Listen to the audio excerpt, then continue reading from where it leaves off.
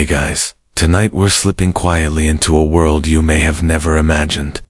Medieval life without privacy, especially the kind of privacy you definitely want when things got intimate.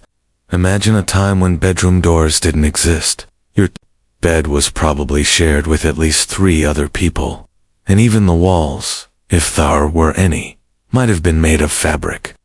Yeah, you probably won't survive this. So, before you get comfortable, take a moment to like the video and subscribe, but only if you genuinely enjoy what I do here. And I'm curious, what city are you listening from? And what time is it over there? Drop that in the comments. Now, dim the lights, maybe turn on a fan for that soft background hum, and let's ease into tonight's journey together. You open your eyes and find yourself in a one-room timber-framed house in a dusty medieval village. There are no doors, not on the front of the house, not on the latrine, and certainly not between the sleeping and cooking spaces. Everything is open, and instead of rooms, there are zones, areas divided by use, not by privacy. You can smell boiling cabbage. You hear the clatter of wood bowls being stacked, and directly in front of you, there's a pile of straw and wool blankets that passes as a bed. This isn't some rare peasant misfortune. This is standard housing for 90% of the population. Even if you're doing relatively well for yourself, maybe as a town tanner or blacksmith, your house still probableds just one central living area with everyone. Yes, everyone's sleeping, cooking, arguing, and well, doing the other thing, all in the same space. At night, you lie down on the shared mattress, maybe with your spouse, your kids, your apprentice, and possibly even a visiting cousin. There's no curtain to pull. The best you might get is a heavy wool drape separating your corner from the fireplace. If you're lucky, you might position your feet in a different direction from the others just to create the illusion of boundaries. But there's no privacy, just layers of exhaustion and unspoken etiquette. Want to get frisky? Good luck. You wait until the wheezing snore of your neighbor signals deep sleep. You try to be quiet. You try not to wake the toddler, who'll definitely start crying again in 20 minutes. Of course, some households go with the old-fashioned blanket tent. You grab your coverlet, drape it over a chair or a stool, and form a tiny triangle of false seclusion. It's cozy, it's awkward. It's also maybe the most romantic thing you'll get. Soft whispers, quick movements, and always the danger of someone shifting in the straw just a few feet away and grunting, "I can still hear you." Now, don't get it twisted. People still had sex, and often medieval folks weren't magically less libidinous than we are today, but context was everything. You weren't allowed to pretend you had your own world. You were surrounded by community, family, and obligation. Everyone saw, heard, and probably gossiped. If you were of slightly higher status, say a Siamese farmer or a manor guild leader, you might get a bed with its own curtains. Not a separate room, but a 4-poster frame with fabric you could pull around you at night. These bed curtains served a few purposes. They trapped body heat, blocked out light, and muffled sound slightly. It was like camping with sheets instead of tents, and the campsite was still smack in the middle of your living space. In castles and manors, the situation shifted only slightly. Yes, there were more rooms, but they weren't private by modern standards. Servants were always present. People walked through chambers to get to other parts of the castle. The lord and lady's bed might be in a separate area, but it wasn't locked. You didn't knock to enter. You just entered, imagining to be discreet, when your valet is 2 feet away, lighting a candle or folding your tunic. It's easy to laugh at the idea now, but think about what that kind of daily exposure does to a society's sense of intimacy. When there's not private space, boundaries are drawn. Socially, not architecturally. People learn to avert their gaze, to pretend not to hear. Children grew up understanding that certain sounds at night were not to be discussed. It was a kind of agreed-upon amnesia baked into community life. You saw, but you didn't. You heard, but you wouldn't dare say. And then there were the architectural quirks. For example, in England and parts of France, some wealthier homes eventually featured solar rooms, upper-floor chambers, where the family could trade, still not locked, still not sacred, but a step up from the Halden stairs, where everyone ate, gathered, and often slept on the floor. Even there, any act of passion was shared with the sounds of snoring retainers below. Scholars still debate just how normalized this lack of privacy was. Some argue that medieval people simply had a different threshold for what counted as personal space. Others insist that people crave privacy just as we do today, but were forced to accept its absence as a harsh fact of life. And then, there are those who point to monastic life, as we'll explore soon, and say that privacy itself was a kind of moral indulgence, discouraged in the name of communal virtue. What's not up for debate is that your life, including your most vulnerable and intimate moments, was on near constant display. Whether in the clamor of a peasant hut, the candlelit creaks of a roadside inn, or the cold stone chamber of a castle, privacy was a luxury few could even conceptualize, let alone afford. So tonight, as you tuck in under your own roof, behind your own door, maybe even in a bed made just for you, take a second to appreciate it. Because if you'd been born 800 years ago, your night might include 3 generations of your family shifting beside you, while you try not to make a sound. Romantic, huh? The straw crunches under your elbow as you roll over. Still in that same single-room home, but now it's morning. The fire has burned low, and cold seeps into your bones. You're not alone in the bed, of course. On one side, your spouse snores gently. On the other, your youngest child has wedged themselves between your ribs in a damp wool blanket. Across from you, your older children are stretching, yawning, and preparing to start the day. But here's the thing. You didn't fall asleep in a bed built for 2. You fell asleep in a bed built for survival. See? Back in medieval times, sleeping arrangements weren't just about comfort. They were about heat. The hearth was the heart of the home, and your bed was the next best place to huddle up and keep warm when winter came crawling in through the cracks. So, families stacked together like firewood, underweight for textiles they had. Itchy wool, old sacks, sometimes even hasted tunics laid out flat. You were used to the smell, sweat, feet, wood smoke, and cabbage. Romance, maybe. Realism, absolutely. And this wasn't just for kids. Entire families slept together, regardless of age or marital status. You or your spouse, your kids, maybe your aging parents, and even a neighbor's child if their roof had collapsed last week. It was all fair game. That meant every natural human function from snoring to, well, the less subtle noisiest off-marital bliss happened in full surround sound. There were no EARBUDS. No. Go to your room. You are always within earshot, always within eyesight, and always within nose range. Try lighting a candle to set the mood when the dog's licking itself at your feet and your 10-year-old is watching. From straw pile. In cities, things could get even cozier. Let's say you're a tradies person renting a tenement room in medieval London. It's likely one tiny space with a shared bed, or maybe just a shared platform for you and a couple of strangers. People often rented bed space in shifts. You sleep during the night shift. Someone else sleeps during the day shift. And if you happen to overlap for a few minutes, well, don't mind the elbows, or the sounds, or the smells. And yet, despite these rather horrifying conditions, by modern standards, couples still managed to find time and space to connect. That's the most human part of all of this. Love didn't wait for aching-sized mattress.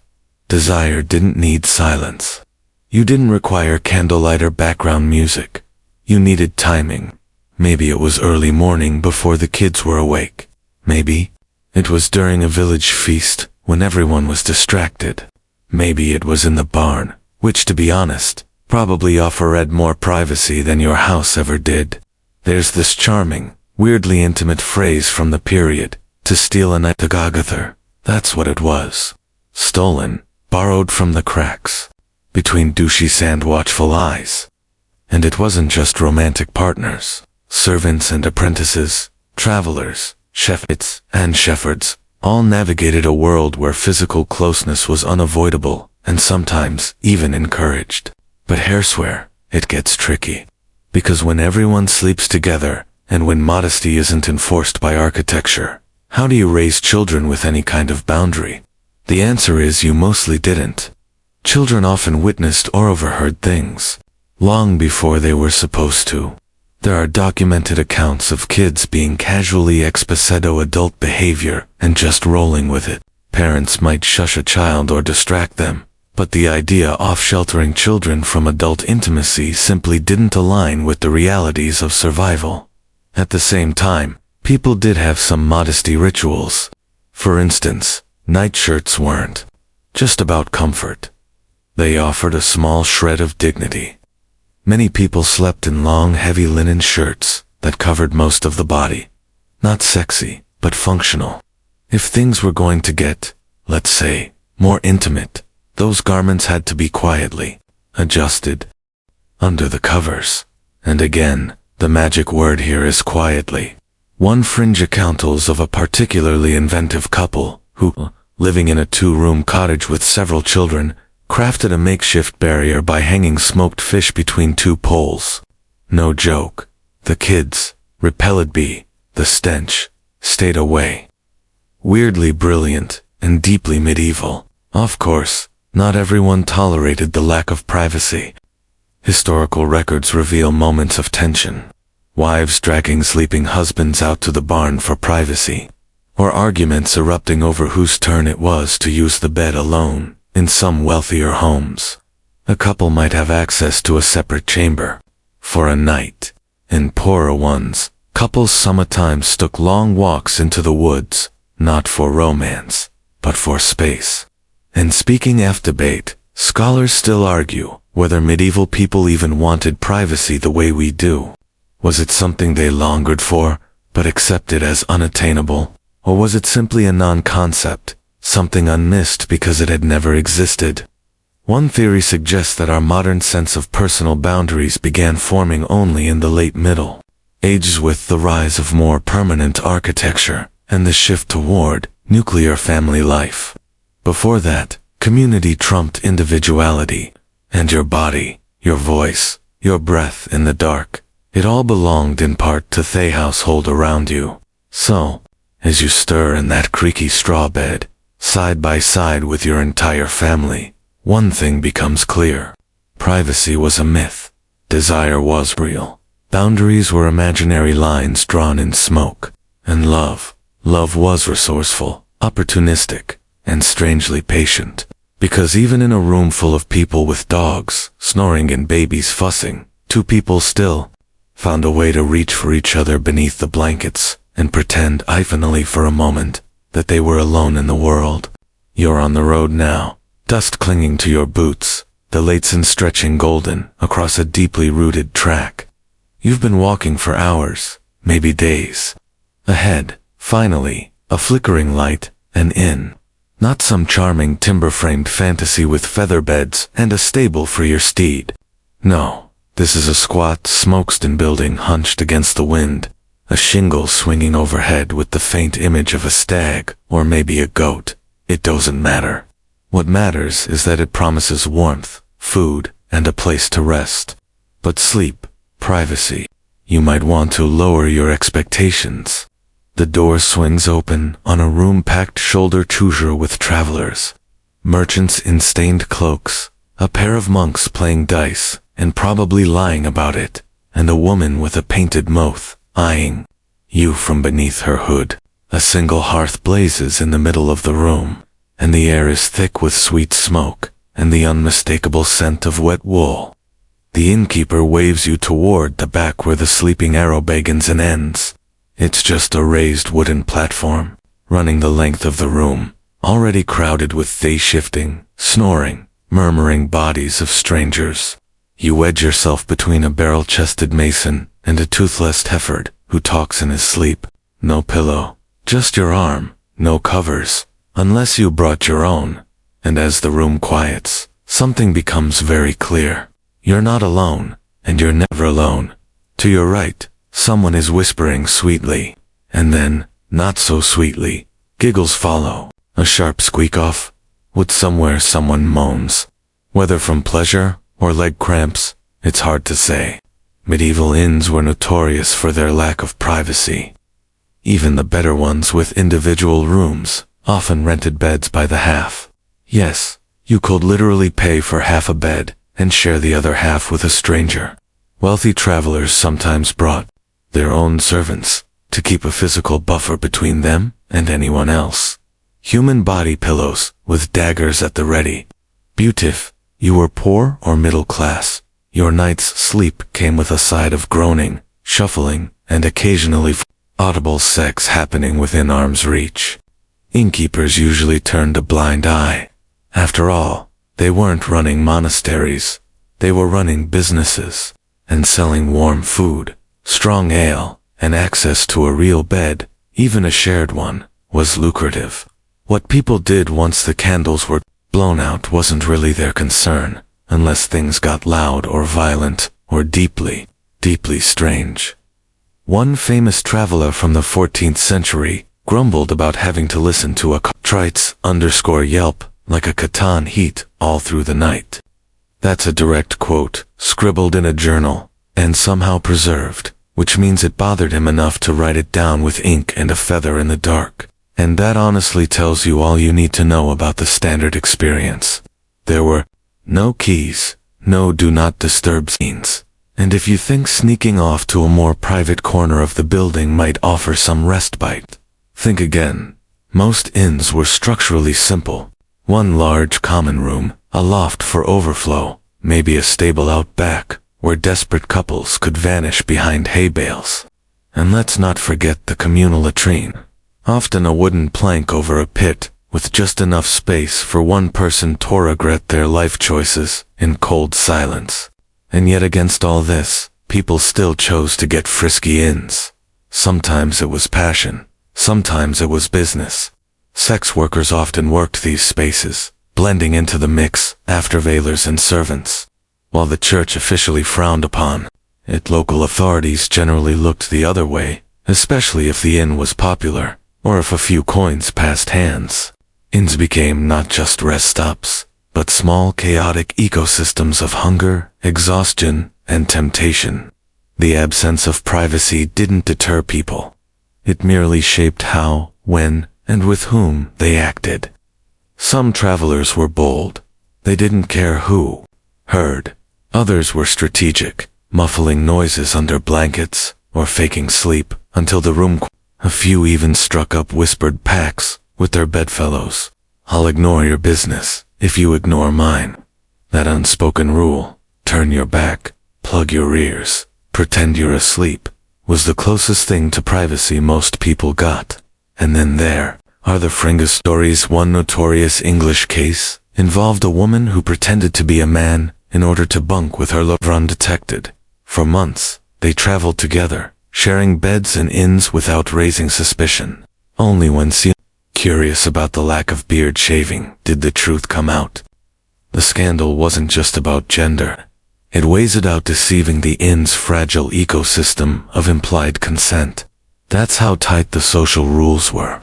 If people were going to have sex in a room full of strangers, everyone needed to be in on the illusion of ignorance. Scholars still debate how much actual sex happened in these places. Some argue that it was constant, a kind of low-level background hum. Others believe it was rare, stifled by the discomfort and the sheer exhaustion of medieval. After all, if you just walked 30 meters in muddy boots, maybe your priority was sleep, not seduction. But the truth, as always, is probably somewhere in the middle. Humans are humans. And where there's a warm body, an open bed, and no better option, nature often finds a way. You roll over again, pulling your cloak tighter around your shoulders. The room smells of ale, smoke, and feet. Someone coughs, and a chicken flutters noisily near the hearth. Somewhere to your left, there's a low whisper, followed by laughter, and then the rhythmic creak of the boards. You shut your eyes. This is just part of journey. This is how people lived, loved, and slept under one roof on one floor, with nothing but air and the occasional prayer separating their bodies from the ears of everyone around them. You wake up early, the wooden floor of the cloister freezing under your bare feet. Dawn hasn't broken yet, but the chapel bell rings out like a warning. You slip on your robe, your mind still fogged with dreams, and fall into step with the others. Silent, obedient, watchful. You're in a medieval monastery now, a place where privacy doesn't just not exist, but where thievery idea of privacy is suspect. Because behind these stone walls, even your thoughts aren't really your own. This is a life stripped of the personal, crafted with intention to suppress the body and its unruly demands. Sexual desire that's not just frowned upon. It's considered a spiritual infection, a temptation sent by demons, something you're expected to root out, not negotiate with. You're told that every time you for so much as imagine a warm touch, a curved body, or a breath against your neck, you've committed a sin, and if you enjoy the thought, that's worse.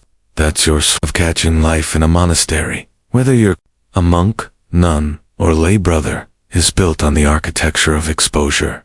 Shared dormitoires line the upper floors, rows of identical beds evenly spaced, each one visible from the next. No curtains, no doors, no quiet corners, just long stretches of cold wood and linen and the watchful eyes of your fellow son. If someone so much as shifts oddly under their blanket, it's noticed, murmured about, reported. You didn't sleep in solitude, you sleep under surveillance.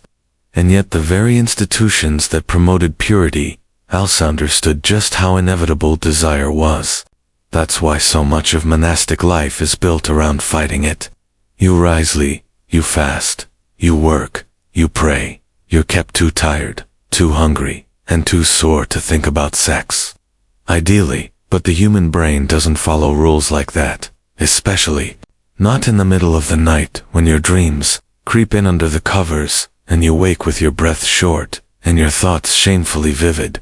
So what do? You confuse. You shuffle into the chapel before the bells ring, kneel before the confessor, and spill it. Not just what you did, but what you thought. Every image, every flicker of heat, every imagined scenario, described out loud to another human being who's probably had the same dreams and is now judging you with practiced neutrality. You leave absolved in theory, but not always clean, and certainly not forgotten. There's a famous story from a 13th century convent, where the nuns were found to have built a small peephole in the cloister wall Tosby, on passing soldiers. They were caught, punished, and shamed, but no text communicated. The church understood on some level that suppressing desire didn't make it, it just made it more creative. Of course, nuns and monks were expected to remain virgins for life. Butricords show a surprising number of incidents across Europe. Pregnancies, midnight rendezvous, even full-on affairs between clergy members. One abbess was removed after it was discovered that she had a long-term relationship with Alacone noblewoman. Another monk confessed to falling in love with his own spiritual mentor and wrote poetic letters filled with guilt and longing, some of which have miraculously survived. The question wasn't whether they broke the rules, it was whether they got caught. That's where the real tension lies. Monastic life operated on a paradox. You were supposed to confess your sins, but also avoid committing them. The problem was the act of confession created a paper trail, and the church, desperate to keep up appearances, often punished those who were most honest. So you learned to confess, just enough to look penitent, but not so much that they locked you in a cell or transferred you to a stricter order. Some orders took it even further. The Cistercians, for example, designed their monasteries with acoustics in mind, Noisy floorboards, echoing chambers, and strategically placed attendants were all part of keeping everyone pure. They believed temptation sneaky, and the only way to combat it was constant vigilance. Ironically, this obsession with control led to some incredibly detailed manuals about what not to do, which by their very nature give modern historians a fascinating peek into what people were absolutely doing. And here's where we hit a scholarly debate. Some researchers argue that the church's rigid sexual restrictions actually increased the obsession with sex. By labeling every physical desire as a sin, they elevated it, gave it power. Others say the opposite, that monastic life genuinely offered a way out of the mess and chaos of secular love, providing a kind of peace if you could stomach cleanliness. Both views probably hold truth. For some, celibacy was liberation. For others, it was torment. Let's not forget that monasteries also served as social dumps for unwanted children, especially girls. If you were third daughter of a noble family with no dowry, you were sent to the nunnery, and once there, your desires were expected to evaporate. No one cared if you fell in love, longed for touch, or hated the vow you were forced to take. You belonged to God now. And if you ever slipped, caught sneaking a kiss behind the abbey wall, or gazing too long at the visiting bishop, you faced public humiliation, or worse. Still, cracks always formed. In some convents, nuns used coded embroidery to express forbidden feelings, tucking tiny stitched hearts or initials into altars.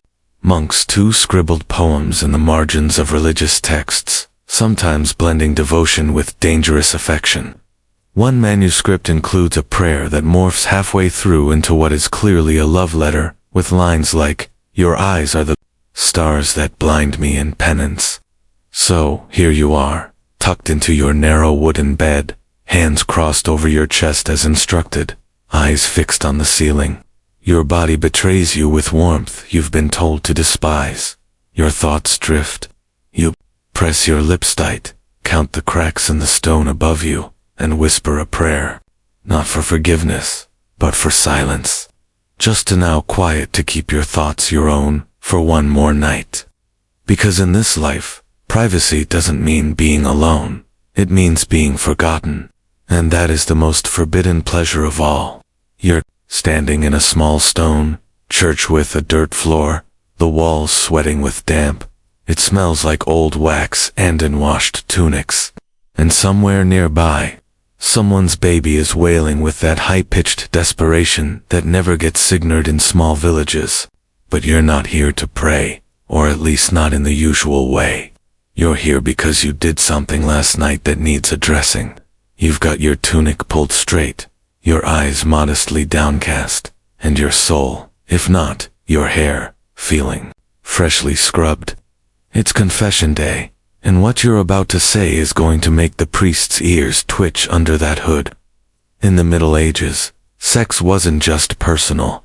It was publicly regulated through confession.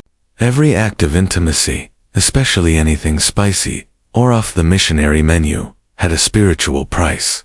If you touched the wrong person or the right person at the wrong time, you owed penance.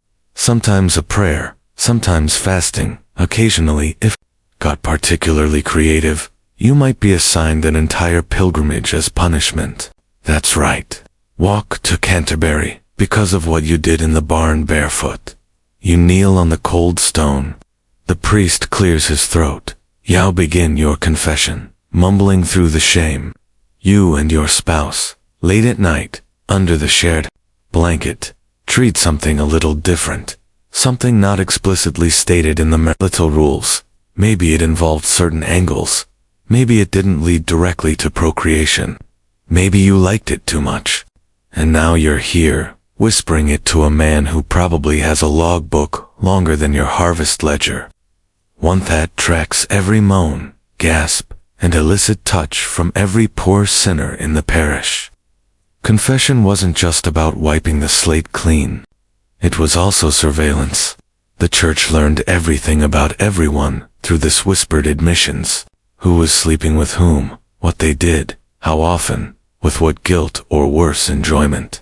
For example, let's say you confessed to having sex on a holy day. That was a no-no. Friday nights were generally out. Lent, forget it. Sunday mornings, if you did the deed during one of the many feast days, or God forbid on Christmas Eve, you were looking at a long string of Our Fathers and the scorn of the priest, who now knows way too much about your bedtime schedule. But the real nightmare came if you confessed to something outside the acceptable bounds of marital sex. Oral intimacy forbidden, rear entry, strato-penance, even position mattered. Missionary was expected. Anything else suggested you were channeling the devil's creativity. One 12th century penitential manual explicitly outlines a scale of punishment based on position, frequency, and enthusiasm. That's right, enthusiasm. If you enjoyed it too much, that was suspicious. Sex was supposed to be for procreation, not pleasure. So if you came in smiling, they knew something had gone wrong. And it didn't stop at acts. Thoughts counted too. If you'd had a vivid dream about the neighbor's daughter, or caught yourself enjoying a touch that wasn't entirely marital in intent, you owed penance. Lust was a sin of the heart and imagination, and the confessional was designed to catch it like a net scooping fish from a stormy lake. No privacy, no secrets, just you, your shame, and a priest with too much information. Of course, not every priest took it so seriously. Some were bored, drunk, or just too jaded by the constant trickle of confessions. Others, especially in rural areas, were deeply invested. They kept mental maps of who was sinning, how often, and with whom. It was less about spiritual guidance and more about control. Confession gave them leverage. And if you were too honest, or confessed something particularly lascivious, it might just make the rounds as gossip by the next market day. After all, priests were human too. On a particularly juicy fringe story involves a village in Italy, where a local priest began blackmailing women after hearing their sexual confessions. When confronted, he claimed it was for their souls and that their public penance was a necessary humiliation. Eventually, the bishop stepped in, but not before several lives and marriages were turned inside out. Sometimes your penance was straightforward. Recite Thepsum's fast for 3 days. Avoid marital intimacy for a week, which, let's be honest, was probably welcome after the awkwardness of that confession. But occasionally things got darker. Flag agilation, cold baths, forced separation. If your offense was repeated, or if it involved someone other than your spouse, you might be paraded through the town square in a shame collar. A heavy iron loop meant to mark you as spiritually diseased. But here's the wild part. Despite all this, medieval people didn't stop having sex. They didn't stop fantasizing or experimenting or pushing the boundaries of what was allowed. What they did do was learn to code their actions in acceptable language. A little passion became a brief lapse. A long-term affair was a spiritual confusion. And if the priest was sympathetic or in on the scandal himself, you might be forgiven with nothing more than a warning and a discreet nod. There's still debate among scholars about just how invasive these confessions truly were. Some believe that priests exaggerated their power, and that most people confessed only the safest parts, leaving the real stuff unspoken.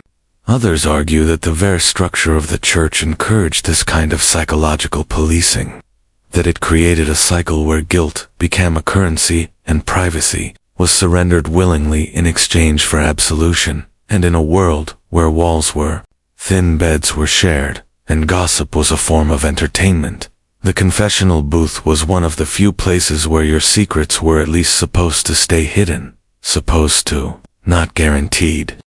You stand crossing yourself. The priest mumbles your penance, and you exit the church with your head low, hoping your neighbor didn't hear your name whispered behind that curtain. You make your way home, already promising to be more restrained next time, more modest, less loud. But you know deep down that the next time your spouse gives you that look across the fire, you'll be right back here again, whispering through thrall about things too delicious to stop. You find yourself standing in front of a linen-draped altar, watching a priest slowly unfurl a bundle of cloth like it contains a miracle, which technically it does, or so the people believe. Firmament feels thick with awe. Some villagers drop to their knees. A few whisper prayers. Others just stare wide-eyed at the sheet being laid carefully across the stone. This isn't just any scrap of fabric. This, you're told, is a piece of the bed linen where a saint once slept. And by slept, everyone means died, or bled, or maybe, just maybe, stayed untouched. Because tonight, we're not just talking about relics. We're talking about virginity. That shiny, impossible, obsessively guarded concept that medieval people built entire social systems around. In the Middle Ages, a woman's sexual status wasn't just personal. It was political, economic, and borderline magical. Virginity was treated like a relic, a sacred badge of worth. It granted you respect, sometimes sainthood, and in many cases a better marriage offer. Lose it outside the bounds of wedlock and you weren't just morally compromised. You were damaged goods. And this wasn't a metaphor. We're talking actual tests, public rumors, and horrifyingly real consequences. Take for example the infamous bedsheet test after weddings. In many regions, the morning after a marriage involved displaying the newlyweds' bedsheets to prove consummation. Ideally, you'd find a bloodstain, physical evidence of the bride's virginity being broken. It didn't matter that not every woman bleeds. It didn't matter that pain and injury aren't universal experiences. What mattered was the symbolism. The bride had been pure, and now she was someone's legal, moral, and sexual property. Sometimes these sheets were paraded through the village. Think of it as the worst possible version of Laundry Day. Neighbors pee. Family members smiled proudly. Servants gossiped, and if no stain appeared, accusations could fly. For men demand the marriage be annulled. Women could be dragged to a midwife for a humiliating inspection, where finger-sand folk science determined whether or not she'd been tampered with. And if you think this was limited to peasant villages, think again. Among nobles and royals, virginity was a tool of diplomacy. Marriages were arranged spiffingly because a young woman's chastity could secure alliances. Kings wanted untouched. Brides to guarantee legitimate heirs. Queens in waiting were guarded obsessively with female attendants tasked to watch over them, sleep in the same room, and report anything suspicious, like flirtation or giggling, or any smile that lasted longer than 5 seconds. Then there were the saints. Virgin martyrs filled medieval hagiographies, glorified in paintings, chants, and sermons. These were women who supposedly died rather than surrender their purity. Agnes, Cecilia, Lucy, all canonized, not for what they did, but for what they refused to do. Their stories always follow a grim pattern. A powerful man wants them. They say, he gets violent. They get holier. Chastity becomes their shield, and eventually their crown. But here's the fringe fact no one talks about. Many of these saints probably weren't virgins, at least not in the strict modern sense. Some were already widows. Others may have had consensual relationships or survived assaults. But in the medieval imagination, virginity wasn't about anatomy. It was about identity. If you behaved like a virgin, modest, spiritual, untouchable, you could still be counted as one. That's right. Virginity, it turns out, was less about biology and more about vibes. Of course, this doesn't mean women didn't face real consequences for deviating from the ideal. They did. Scorn, exile, forced marriages, even imprisonment in some cases. A woman suspected of being sexually active outside of wedlock could lose everything: her dowry, her family's favor, her place in the community. And if she became pregnant, that wasn't just scandalous, it was legal trouble. Some towns enforced fines, others enacted physical punishments. And the man, you might walk away with a warning. Maybe. Yet amid all this control, some women manage to flip the script. There are records of women claiming mystical virginity, insisting that although they'd given birth, they had done so by divine means. Sound familiar? That's the Murray card. And in a few extreme cases, these claims were believed, especially if the woman was a known visionary or recluse. Scholars still argue whether these cases were desperate lies, genuine Adelians, or something more complex, a kind of spiritual negotiation in a world that left women very few options. And then there were the relics. That sheet in the church, it might be sold as a piece of a saint's nightgown or a drop of virgin's blood, or a sliver of the actual mattress where a holy woman once wept instead of giving in. Pilgrims touch them, to kiss them, to pray beside them. Some believe that contact with these relics could protect them from lust or cure them of temptation. Others just wanted a fertility blessing. Either way, virginity had currency, literal, spiritual, and very often fabricated. The church loved this system. Virginity as virtue, excellent, PR. Priests could preach about it. Monks could copy texts about it. Nuns could aspire to it, even while secretly grappling with their own desires. Locked behind convent walls, the ideal woman was one who had never been touched and never wanted to be. Which, if you think about it, isn't just, it's a roger of real women, real experiences, real bodies, and yet, virginity myths persisted, even among ordinary people. If a young girl disappeared into the woods with a boy, her family might force a marriage before anyone could start whispering. If a wife was suspected of infidelity, she could be subjected to a trial of purity. In some regions, this meant holding a red-hot iron or walking barefoot across burning coals. If she emerged unharmed, she was innocent. If she burned, well, she was lying and deserved what she got. There's still scholarly disagreement over how widespread these practices were. Some historians argue that most women led relatively normal sexual lives. Hidden, yes, but not under constant threat. Others suggest that the pressure was overwhelming, shaping everything from fashion to behavior to literal bodily movement. How you walked, how you smiled, how you looked at someone, it all mattered, it all sent a message.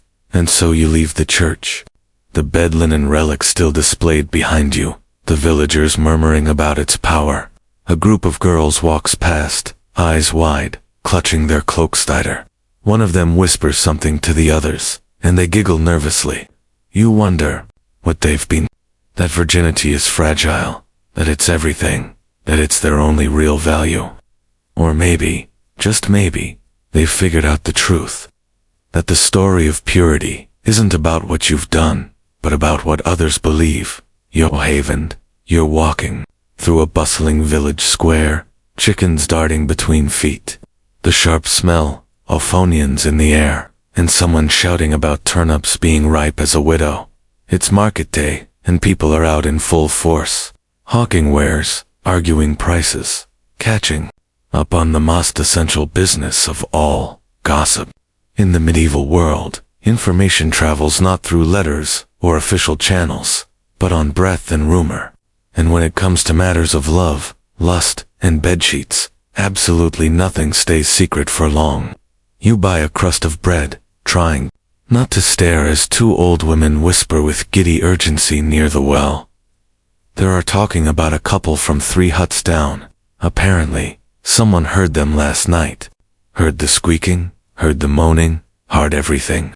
And now half the village knows. That's just how it works. If you live in a place where walls are thin, windows are unglazed, and rooms are shared, your private life isn't yours. It belongs to the soundscape. And the moment it becomes interesting, it belongs to everyone else.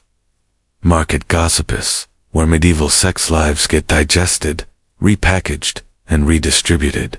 You could be a miller's wife, a blacksmith's daughter, a night servant. Doesn't matter. If someone hears something or thinks they heard something, it becomes news. And the juicier it is, the faster it travels. Sometimes gossip is just entertainment. But more often than not, it's a form of social regulation, a way of punishing people when formal laws can't or won't intervene. Imagine a widow in her late 30s, independent, attractive, maybe a little too friendly with the shepherd who passes by her door each morning. Nothing has been proven, but she starts getting side glances, fewer invitations, fewer customers for her eggs and cheese. Then someone starts calling her goody, open eyes. And suddenly her name has turned into a cautionary tale. No church edict, just whispered judgment, repeated until it sticks. Gossip isn't just noise, it's power. And when the village starts whispering about your sex life, you feel it everywhere. Women might cross the road rather than speak to you. Men might try their luck, assuming you've earned your reputation. Even your children, if you have them, might start being treated differently. That's how deep and sticky reputation runs. For couples, it's just as risky. Imagine your partner isn't exactly discreet. Maybe a tryst in the woods goes on too long, or the wrong person sees a certain smirk during Sunday Mass. Suddenly, someone's husband can't satisfy her, and someone else is poking fig that ain't his. People might laugh when they say it, but the consequences are sharp. A loss of standing, a lost job, even legal trouble if the streamers spiral into accusations. In many towns, adultery wasn't just a private sin. It was a public offense. And while courts might require some sort of proof, gossip often laid the groundwork. A suspicious neighbor, a servant with a loose tongue, or a baker's apprentice who swears he saw someone sneaking out at dawn could ruin you. The church might get involved, the local bailiff, the town elder, but it all starts with a whisper. Even the church itself used gossip as a tool. Priests often relied on what people said more than what they knew. A woman who missed 3 masses and started dressing better, possibly keeping company with Reeve, a young man who never courted girls and spent too much time at the forge. Definitely suspicious. Whisper networks filled the gaps that sermons couldn't reach.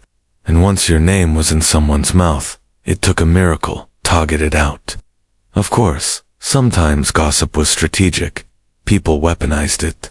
If you wanted to get rid of a rival or sink someone's chance at a good marriage, a well-placed insinuation could do the job. I heard she was already promised to someone else. Or didn't he spend a little too much time in the priest's garden, if you know what I mean. These weren't always lies, but they didn't have to be. Just a hint of impropriety was enough. But here's the quirky fact. Some people liked being talked about. In a weird way, it made them powerful. A woman with a racy reputation might become the person others secretly sought out for advice or seduction. A man known for his impressively loud household activities might suddenly be more in demand as a laborer or as something else. Gossip could elevate as well as destroy. It depended on how you wore it. There are even preserved court records where people leaned into the rumors. One woman accused of adultery by her neighbors responded by saying, "If they're swatching my windows, they must be jealous of what's behind them." That's real. Sharp tongue, sharper reputation. She still got fined, but she left a mark. What scholars continue to debate is how much of this gossip culture served as community policing versus straight-up entertainment. Some argue it kept people in line, reinforcing social norms when institutions couldn't. Others say it was just bored people being bored, using stories as a way to pass time in a world where distractions were few and juicy details were irresistible. And yet, despite all the risk, people still whispered, still giggled, still watched, because when you live in a society without privacy, curiosity becomes currency. Everyone wants to know what everyone else is doing, and who they're doing it with, and even if they disapprove, they listen. In the square, by the well, behind the bakehouse, at the market stalls, with their baskets of leeks, and their eyes full of judgment, as you leave the square. Bread in hand, and a few rumors heavier, you can't help but feel the invisible web all around you. threads of speculation, accusation, fascination, spun by people with too much time and just enough imagination. And tonight, as someone settles into bed with their spouse or someone else's, those threads will grow tighter. Because in the medieval world, even if your door is closed, your reputation never sleeps. You're sitting on a low wooden bench, the smell of candle wax thick in the air, waiting for the priest to finish colding the couple ahead of you. You can't hear every word, but it's clear enough something about the improper rhythm of marital union and the sacred calendar of abstinence. And now it's your turn. You shift uncomfortably, trying to remember if last night's little moment of intimacy happened too close to a feast day, or during Lent, or, God forbid, on a Sunday. Because here's the truth. In the medieval world, when you had sex mattered almost as much as who you had it with. The church didn't just want to monitor your behavior, it wanted to schedule it. It's hard to overstate just how many rules the church developed around sex. It wasn't just about sinning or not sinning, it was about following a celestial timetable. There were holy days, saints' days, fast days, feast days, vigils, ember days, and all fell on weeks of Lent and Advent, all of which were off limits for marital relations.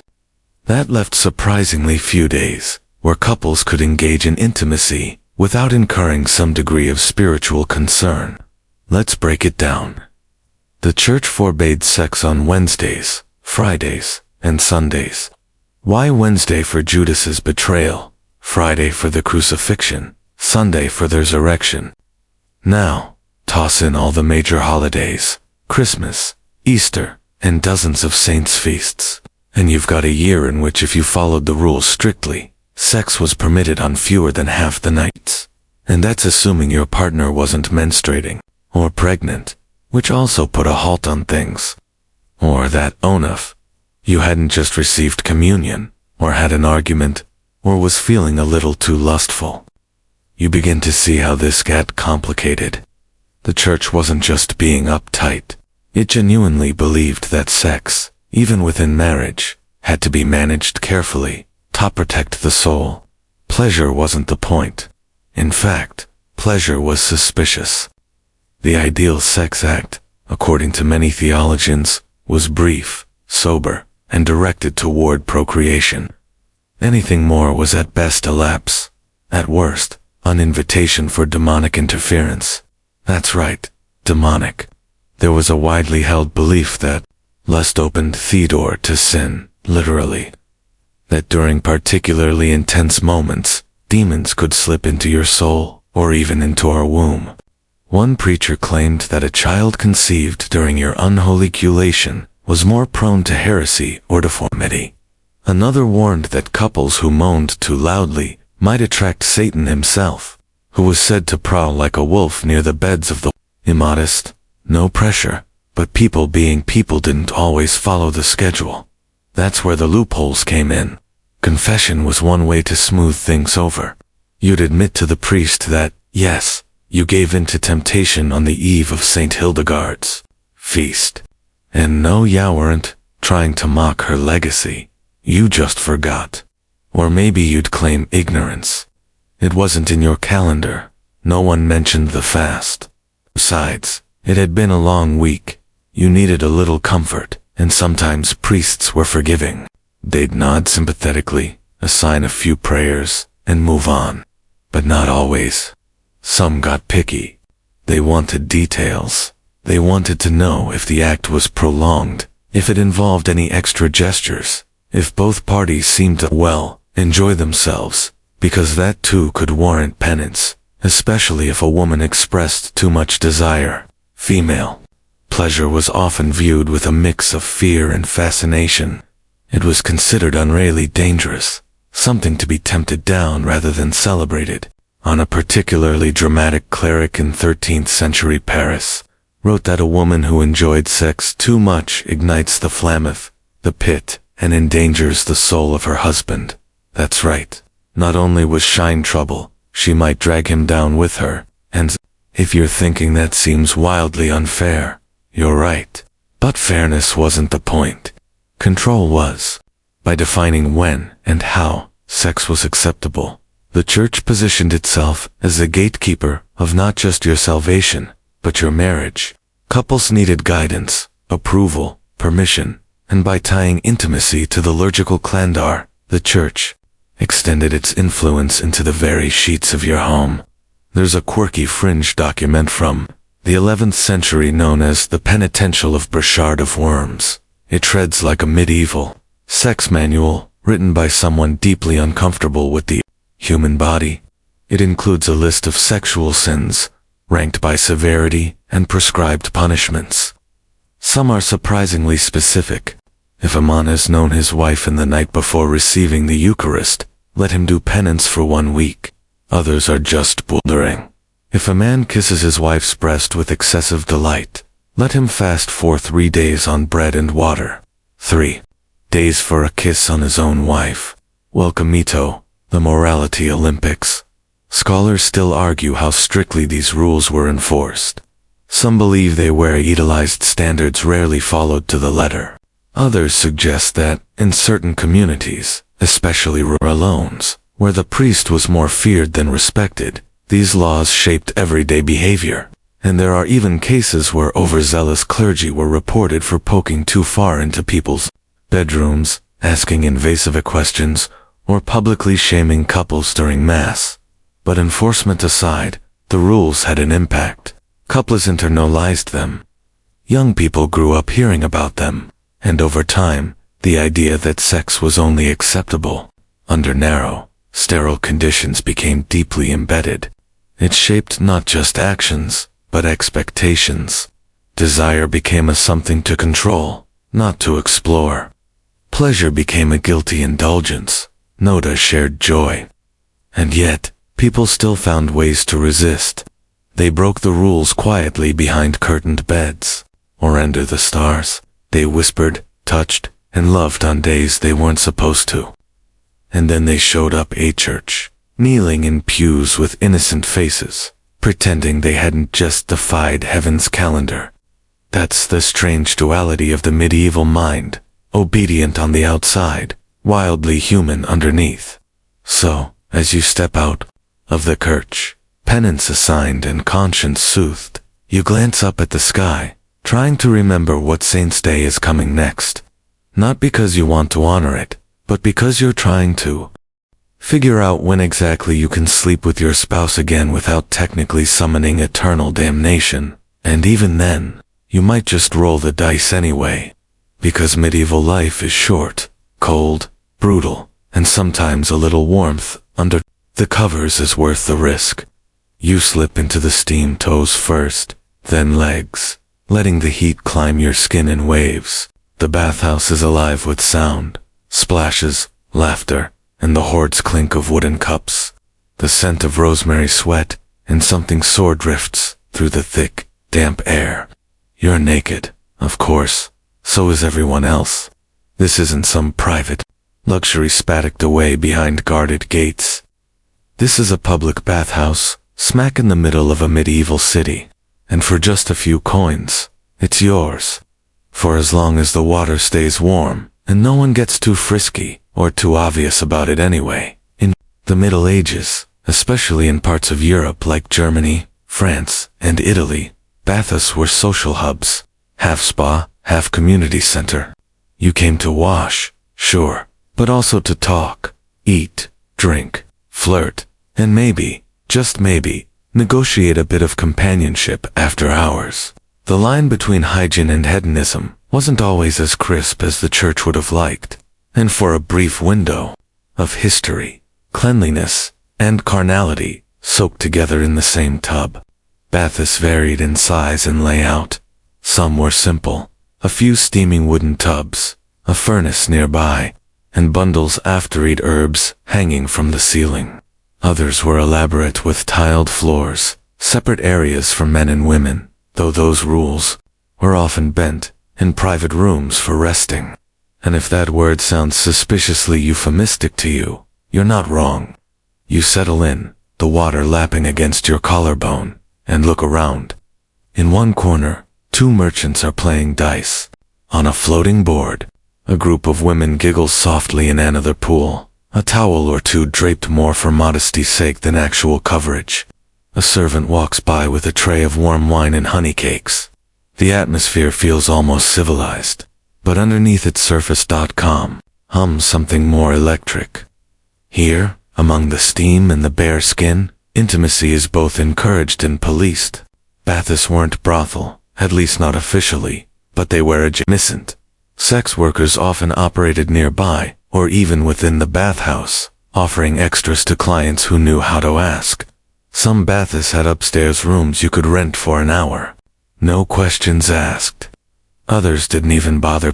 A few had carved symbols on the outside wall, a towel for bathing only, a shoe for something extra. That blending of bathhouse and brothel was controversial to say the least. The church despised it. Preachers thundered about the sin of washing beside the opposite sex, calling it a gateway to lust and damnation. One German preacher warned that bathhouses were the devil's cauldron where modesty boils away. Bold words, considering even monks and priests were known to frequent them. Sometimes in disguise, sometimes not even bothering to hide. That's part of the contradiction of medieval life. The same society that demanded sexual restaurants also built these steamy sanctuaries but of sensual chaos. It wasn't just about the body. It was about class, status, and the illusion of control.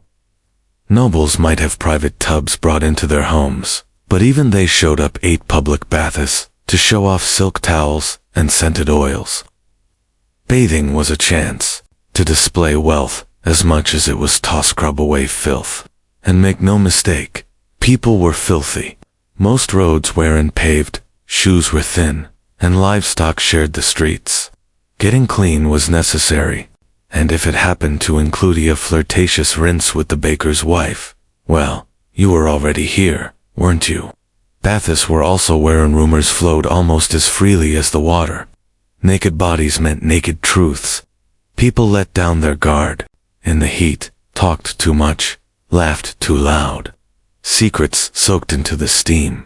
Affairs were hinted at, debts discussed, sometimes even confessions whispered, and always there were eyes watching, measuring, deciding if what you were doing was just, friendly, or about to earn you a midnight visit from a very annoyed spouse, or the town constable.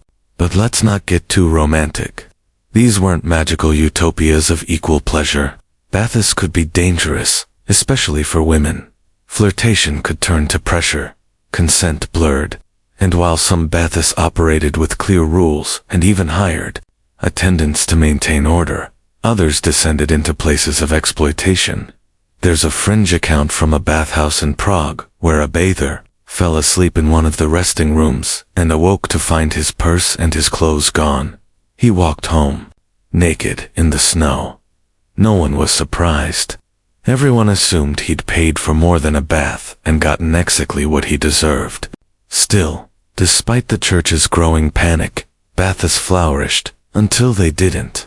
With the rise of plague and fear of disease, public bathing began to fall out favor.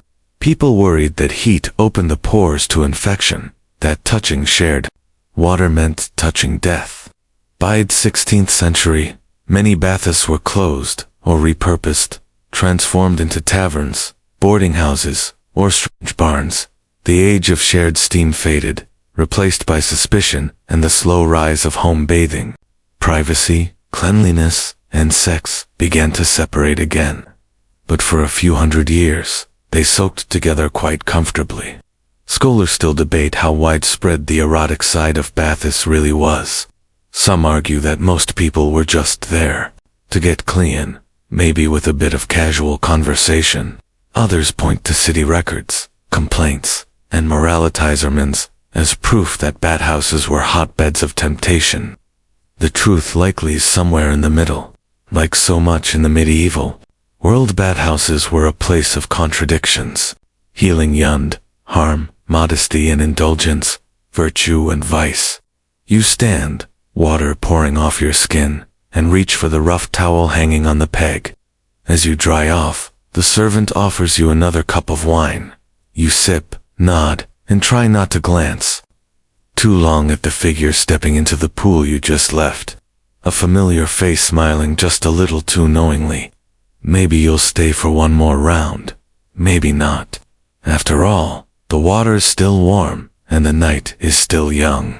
You're standing in the center of a crowded village, flowers underfoot, bread in your stomach, and music twanging out from somewhere behind the crowd of dancers. It's wedding day, and the whole town is turned out not just to celebrate, but to witness. Because in the Middle Ages, a wedding isn't a private moment between two people. It's a public declaration, a legal bond, and a communal event with one final requirement. Proof that the marriage has been consummated. That's right, everyone's here. To make sure you don't just get married, you actually do the deed. The celebration starts early. A procession winds through the town with the bride and groom at the front, awkwardly smiling while villagers toss flower petals, breadcrumbs, and the occasional pointed joke their way. The church ceremony is brief, solemn, and very much a contract. There are witnesses, oaths, and a priest reminding that this union is less about love and more about property, bloodlines, and legitimate heirs. Their owl ceremony, the one everyone remembers, comes afterward. After the dancing, after the feasting. When Thiel has started to warm in people's bellies, the crowd leads the couple to their bed. Literally, that's the ritual, the bedding ceremony. Two people who may barely know each other are walked through the streets up to the house and escorted into a room, where a marriage isn't truly official until it's been sealed between the sheets. Not metaphorically, legally. Imagine it. You and your new spouse are shoved into a room while your parents, siblings, cousins, and possibly a few nosy neighbors cheer and joke behind you. In some places, the couple is expected to lie in bed while guests sing bawdy songs, throw rice, or offer advice that's more suggestive than helpful. In others, a priest might say a blessing over the marriage bed. Sometimes, it's just a chaotic tangle of clapping and teasing, like a medieval version of frat house hazing, with more lace and fewer cups. Then the curtains are drawn or not. In some regions, it's custom to leave them open for a few minutes so the witnesses can confirm that the couple is in bed together. In other traditions, an elder stays just outside the room, listening intently. Listening for what, exactly? Well, that depends. A bit of movement, a grunt, anything that might indicate the actor's begun. If things are especially formal, the sheets may be inspected the next morning. Yes, again with the bloodstains. If they're there, the family beams with pride. If there are not, well, suddenly breakfast gets very quiet. You might wonder why anyone would agree to this, but in the medieval mindset, marriage wasn't just emotional, it was transactional and public. The legitimacy of the union and any future children depended on it being witness-seated, confirmed. If a marriage wasn't constituted, it could be annulled. Families had a vested interest in making sure their daughter wasn't abandoned or their son wasn't tricked, and in a world where gossip functioned as both entertainment and legal evidence, the more witnesses, the safer everyone felt. There are even accounts of local lords mending to see evidence themselves.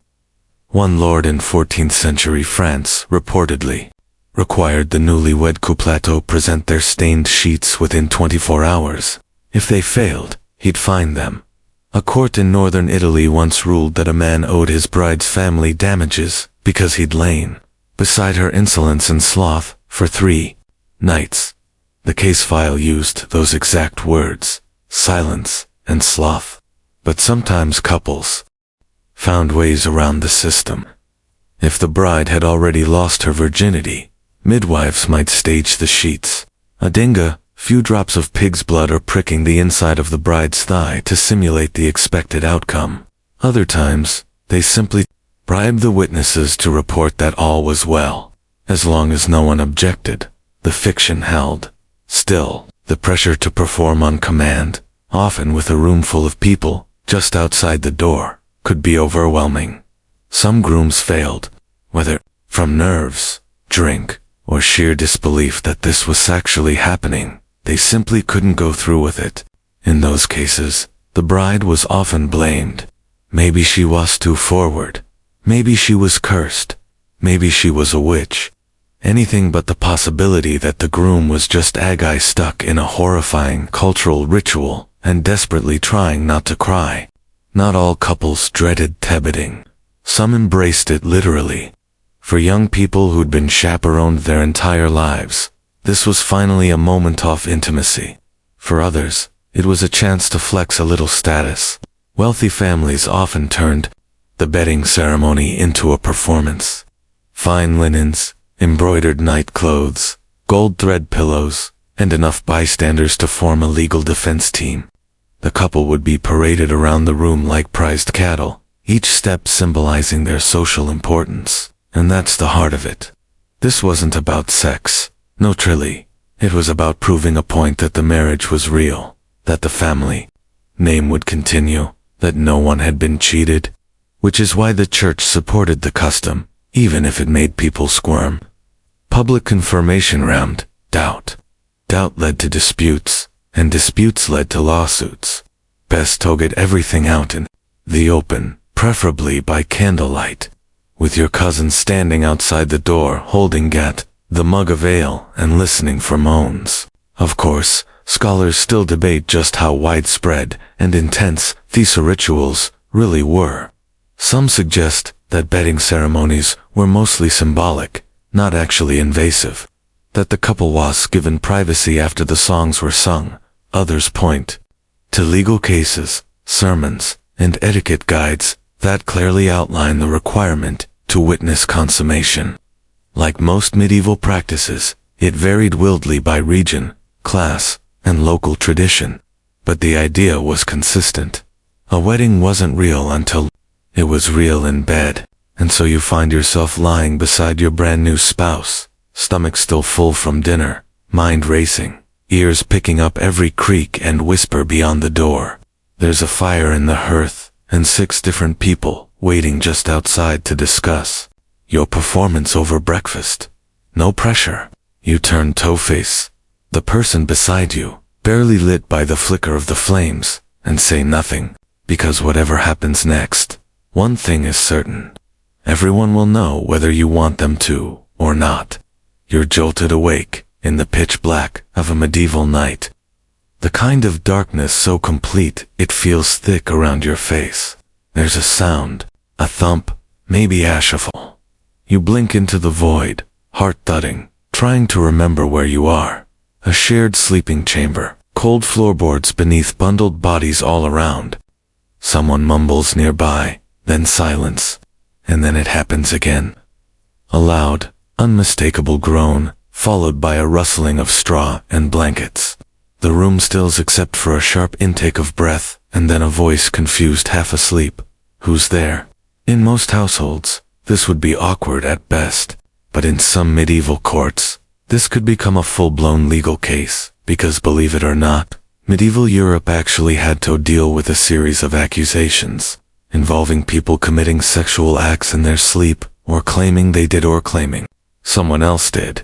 Welcome to the bizarre, foggy, often hilarious territory of sleep sin in medieval law. It started with a question that still puzzles people today. Can someone be guilty of a sin they didn't know they committed?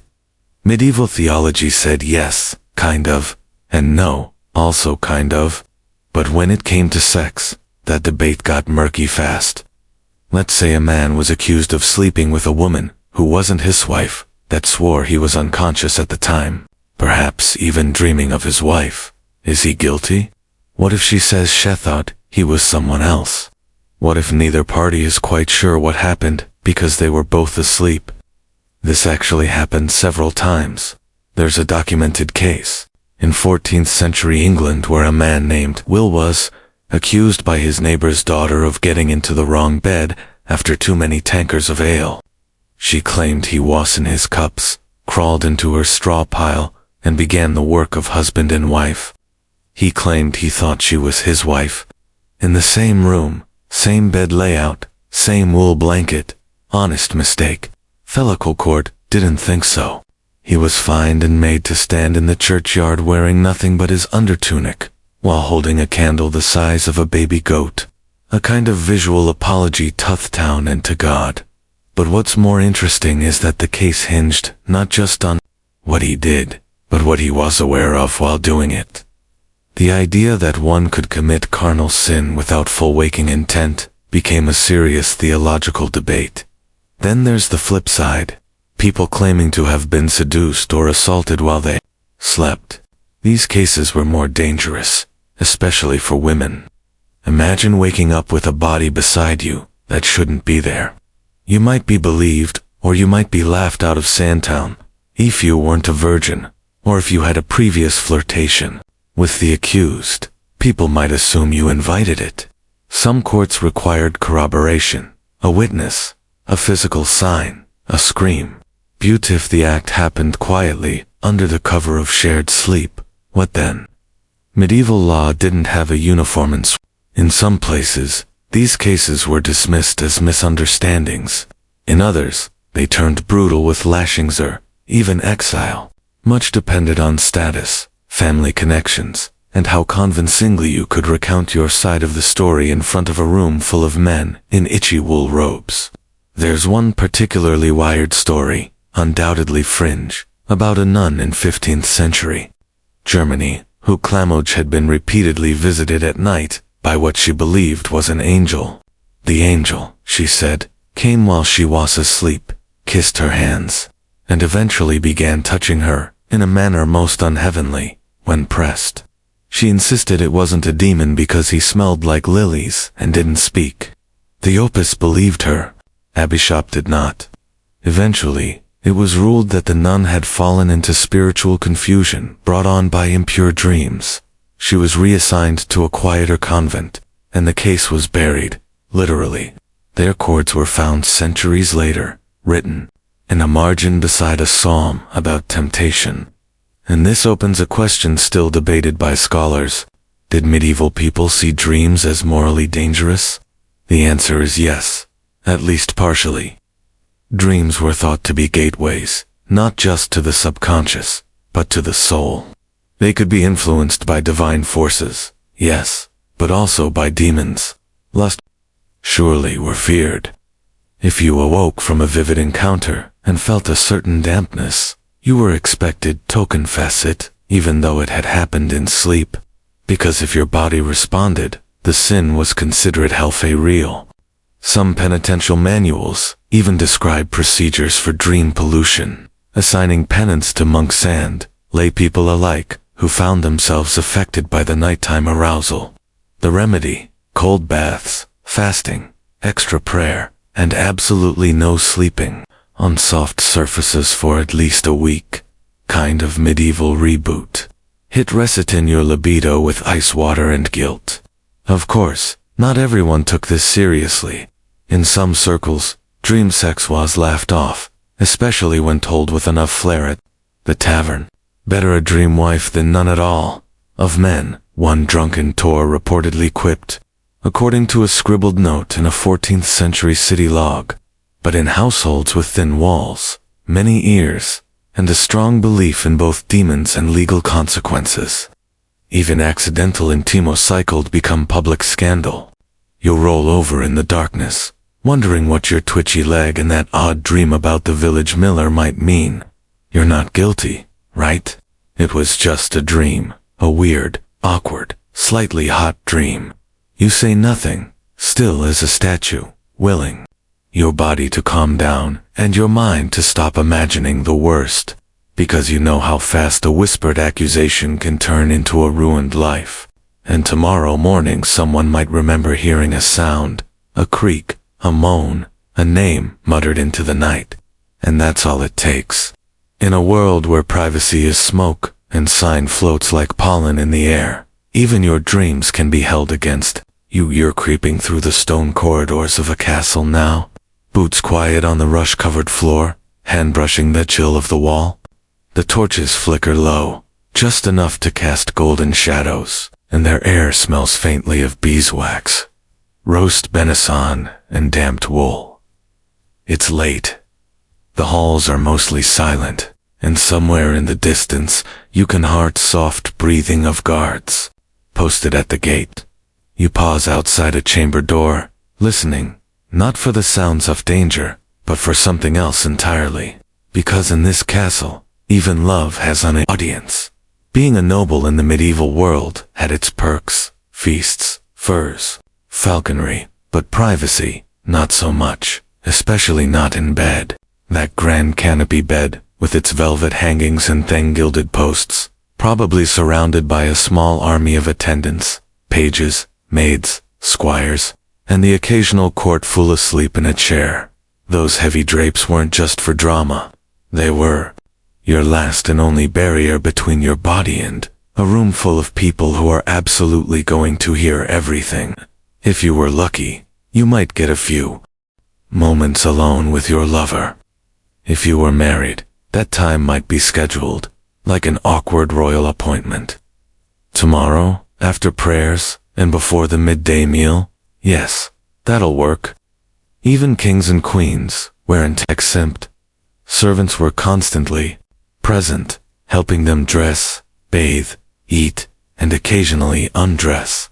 There are actual records of noble couples being undressed for bed by attendants, who then remained in the room just outside the curtains through the night.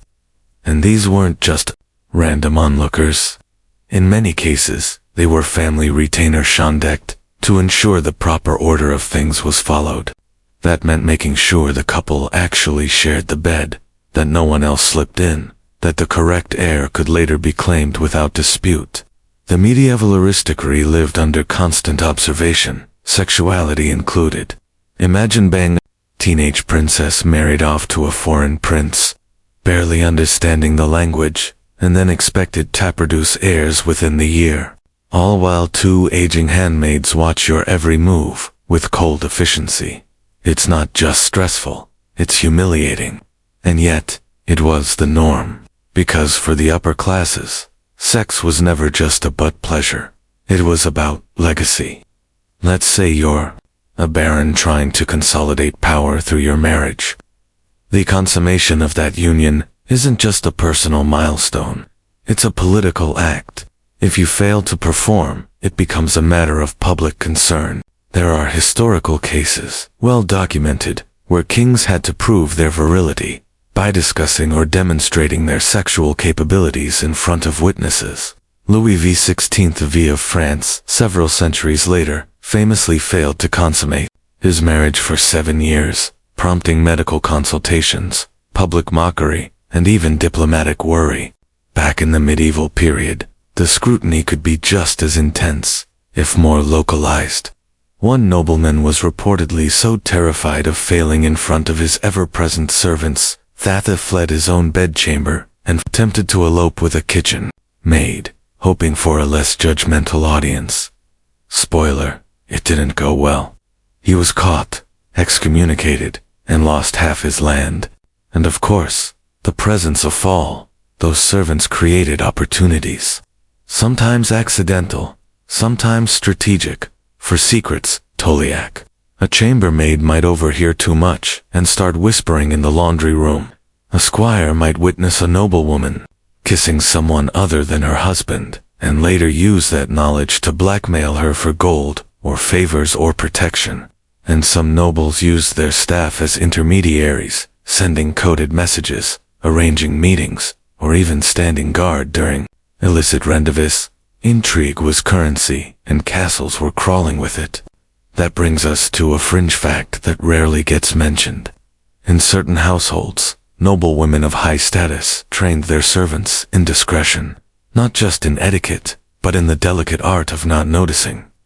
One particularly bold duchess in the Low Countries reportedly gave her maids a list of acceptable noises to ignore and unacceptable topics to repeat. Any violation meant immediate dismissal, or worse, confinement. Because in a world without privacy, your only defense was loyalty, purchased carefully, and kept close. Scholars still debate whether noble women had more or less sexual freedom than their lower-est counterparts. On the one hand, they were surveilled relentlessly. Every move, every glance, every pregnancy carried political weight. But on the other, they had resources, rooms, servants, money, that allowed them to carve out small pockets of autonomy. Some used their influence to form quiet relationships. Others played the game strategically, aligning themselves with powerful lovers to gain protection or favor. And then there were the scandalous ones. The ones who defied all rules, dared to love publicly, and paid dearly. Take the infamous case of Isabeau of Bavaria, Queen of France, accused, falsely or not, of having affairs with several nobles, Onuf, whom was murdered in suspiciously opportune timing.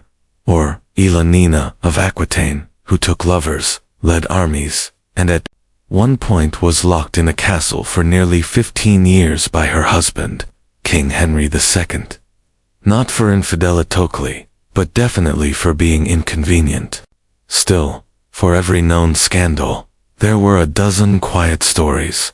Tales of letters exchanged behind tapestries, nighttime visits, facilitated by bribed servants, secret pregnancies, hidden beneath layers of velvet. Nobles, just like peasants, found ways to pursue desire, despite the walls, the years, and the consequences.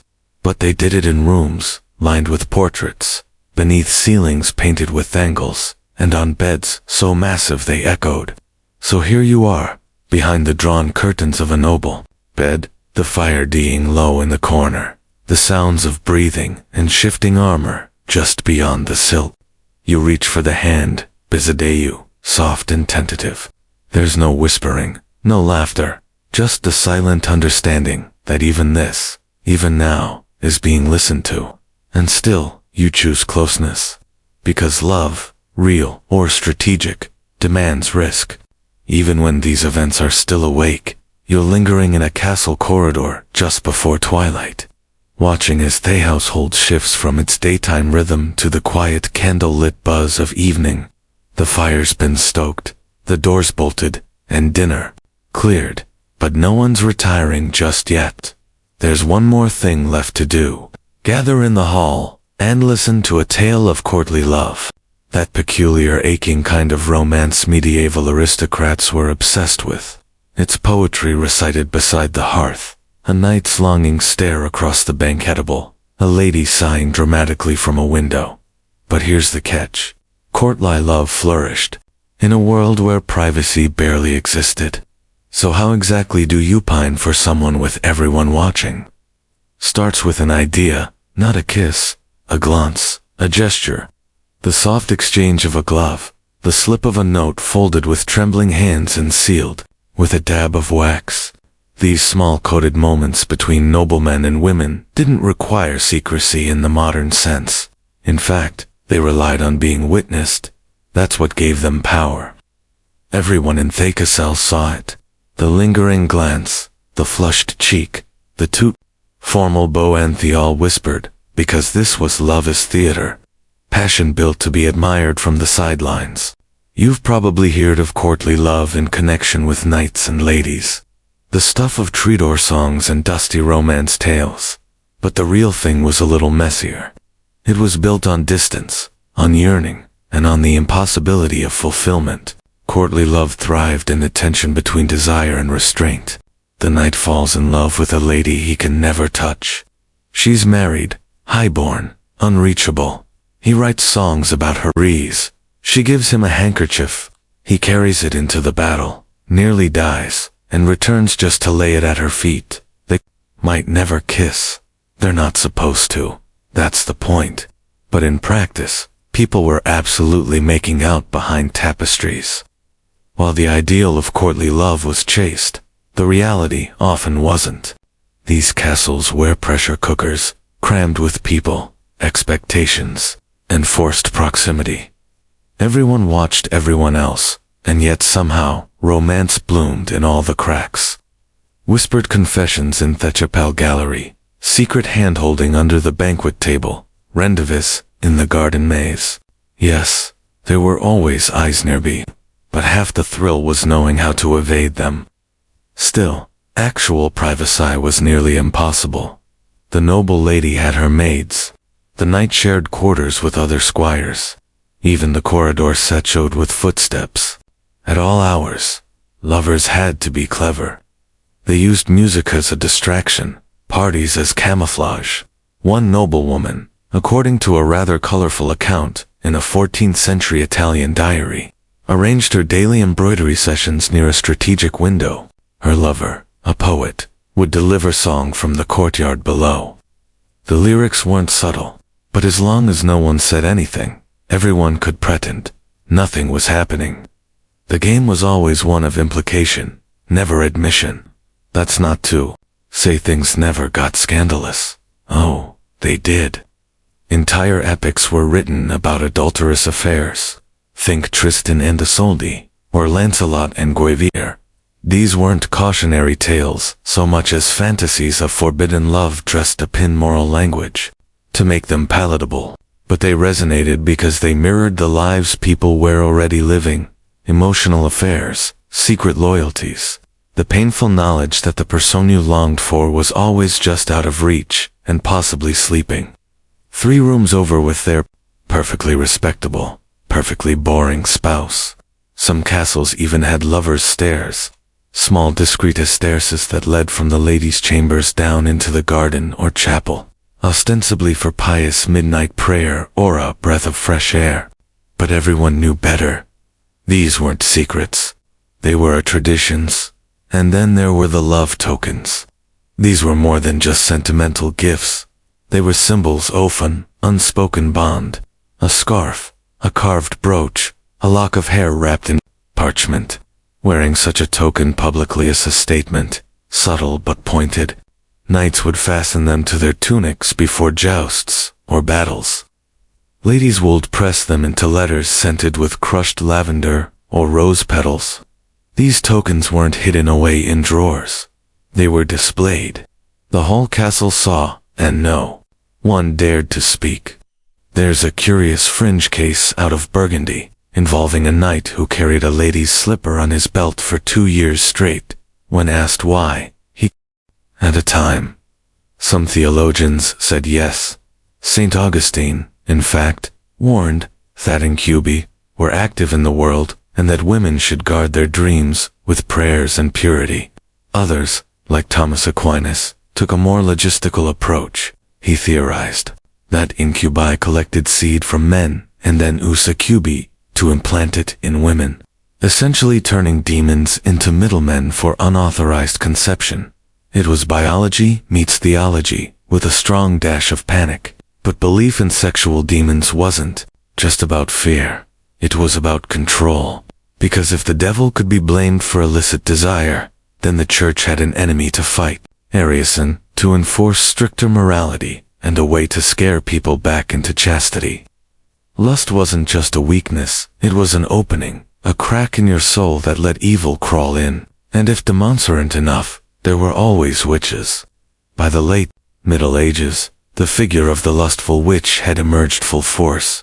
Witches, it was said, copulated with the devil during black masses, brewed aphrodisiacs from toadstools and hedgehog hearts, and cast spells to make virtuous men fall into depravity. A man who strayed from his marriage might blame a cursed stew. A woman caught in adultery might claim she'd been bewitched by a glance or by touching a charm tucked into her mattress. There's a disturbing fringe case from Switzerland, in which a woman was accused of using a sex demon to seduce her landlord's son. The supposed events, the boy confessed to dreams involving her sweet and fiery presence, and said he felt pulled from his bed by invisible ropes. The woman was tried and horrifyingly executed, her only real crime being too close to someone's imagination. And imagination ran wild in this era. Erotic dreams were scrutinized, especially if they came with physical evidence. Stained linen, flushed, cheeks an awkward shuffle the next morning. Some people confessed to years of demonic visitation, insisting they had resisted for as long as possible before finally giving in. Others used demon stories to explain desires that couldn't be spoken openly. Homosexuality, for instance, was often rebranded as supernatural temptation, possibly implanted by a demon. It was safer than emitting real attraction, which could lead to or death. but the line between belief and excuse was blurry. Did people truly believe they had slept with demons, or were they trying to save themselves from shame, sin, or punishment? Scholars are still debating this. Some suggest these tales were sincere, a product of a culture that viewed the world as a battleground between divine and infernal forces. Others argue these stories were tools, narratives people leaned on when they'd done something they weren't supposed to and needed a way out. And it wasn't just church spreading these ideas. Physicians got involved, too. Medieval medical texts describe cases of nocturnal emissions, blamed on succubi, and treatments often involve fasting, bloodletting, or the application of cold compresses, usually to the head. Though you can imagine where they were, Tempteto placed them. There were herbal remedies to suppress desire, instructions to avoid sleeping on your back, lest demons mistake you for someone inviting.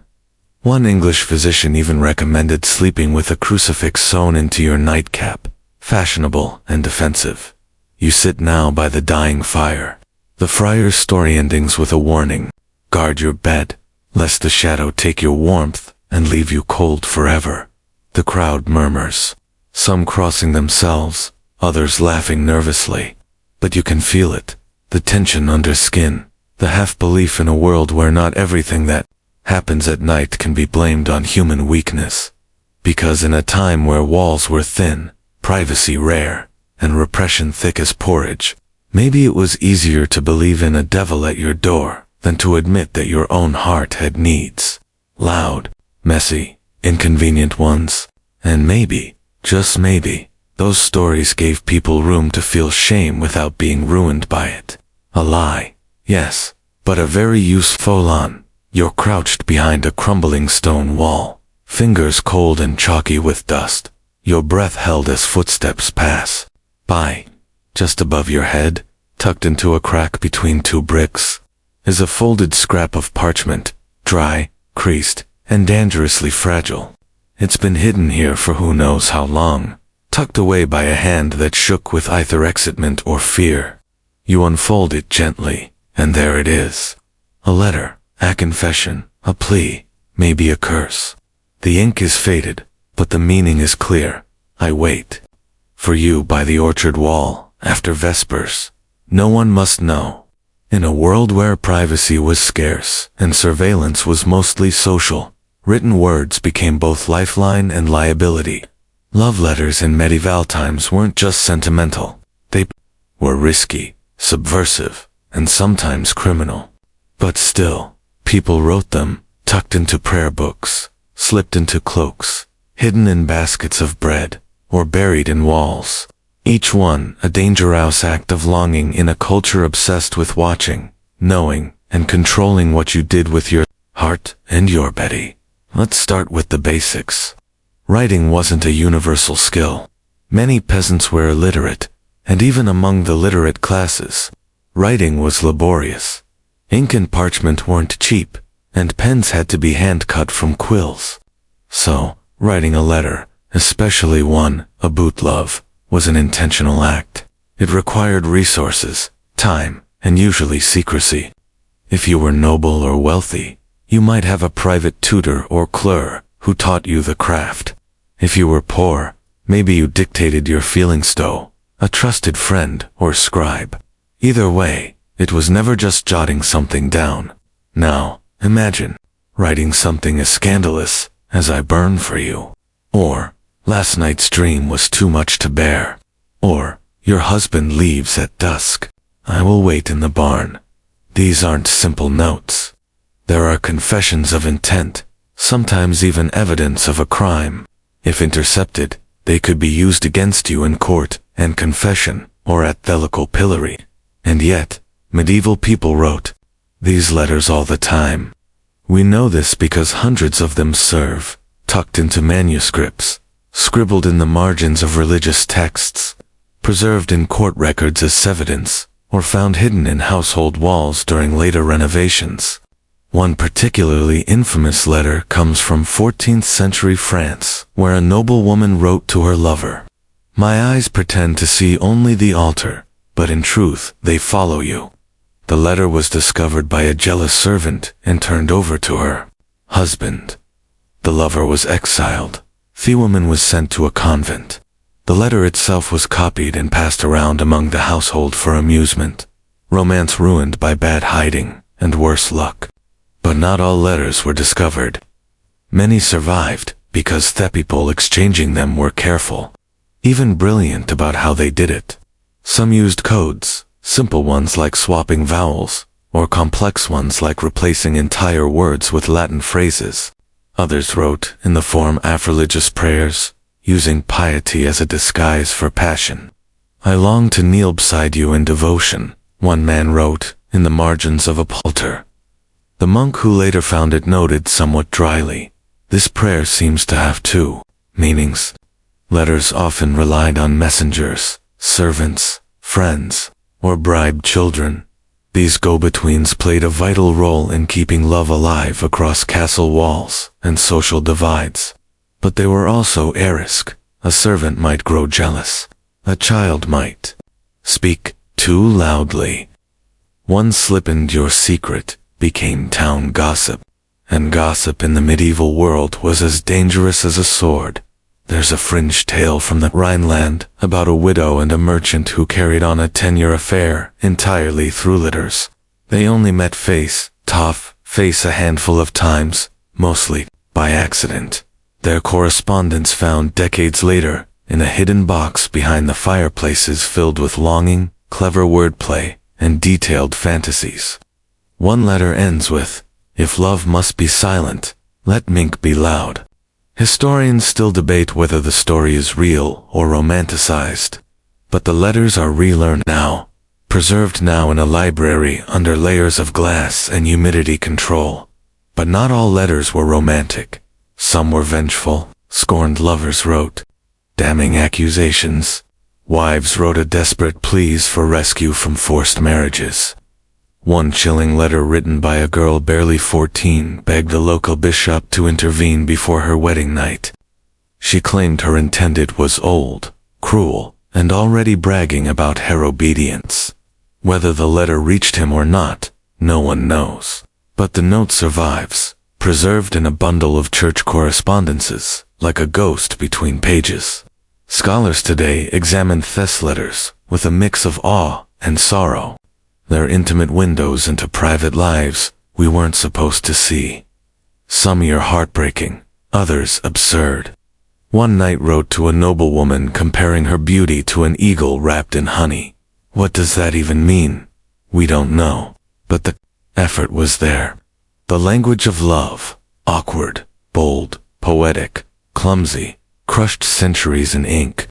But these letters also reveal how deeply people craved connection in a world where bodies were rarely alone, but hearts often were.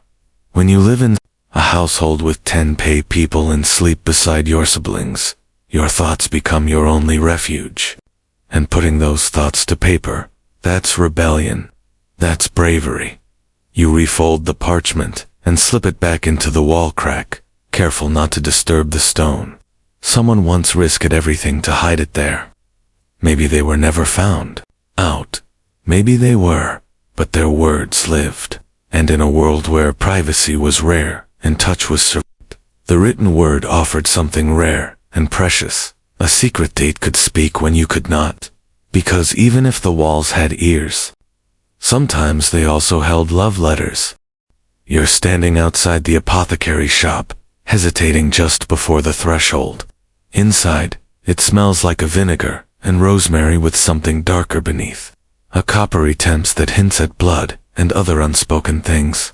Shelves line the walls, stacked with glass jars, dried roots, powders, and bundled herbs tied like tiny corpses. The door cracks as you step in, and the old woman behind the counter doesn't look up. She's grinding something into a paste, her hands stained from years of strange requests. You clear your throat. "I need something to protect me from touch." She nods, not needing details, because she's been hearing the same request all month. The plague has arrived, and no one dares get close. It's hard to imagine a time more terrifying than the Black Death. Sweeping through Europe in waves, from the 14th century onward, it killed tens of millions, sometimes a third of a town's population in a single summer, and with every new case came fear, suspicion, and total disruption of daily life. The streets emptied, the markets thinned, the bells rang more often than they didn't, and for all that death, something else withered too. Human closeness. Suddenly, touch wasn't comfort, it was danger. The rules changed fast. People who once greeted other with kisses on the cheek and hearty handshakes started crossing the street to avoid even eye contact. Neighbors became strangers. Lovers became dangerous. The idea of lying beside someone, breathing the same air, sweating under the same blanket, started to feel like volunteering for execution. And if your partner showed symptoms, a cough, a boil, a fever, it wasn't compassion that followed.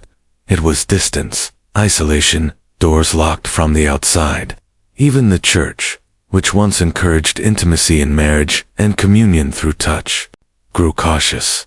Priests started hearing confessions from across the room, refusing last rites if someone looked too far gone. Monasteries closed their gates. Pilgrimages halted. The body, once central to rituals of love and worship, was now treated like a ticking bomb. This wasn't just fear of sickness. It was a total breakdown of trust in the physical world, and nowhere that more apparent than in the bedroom.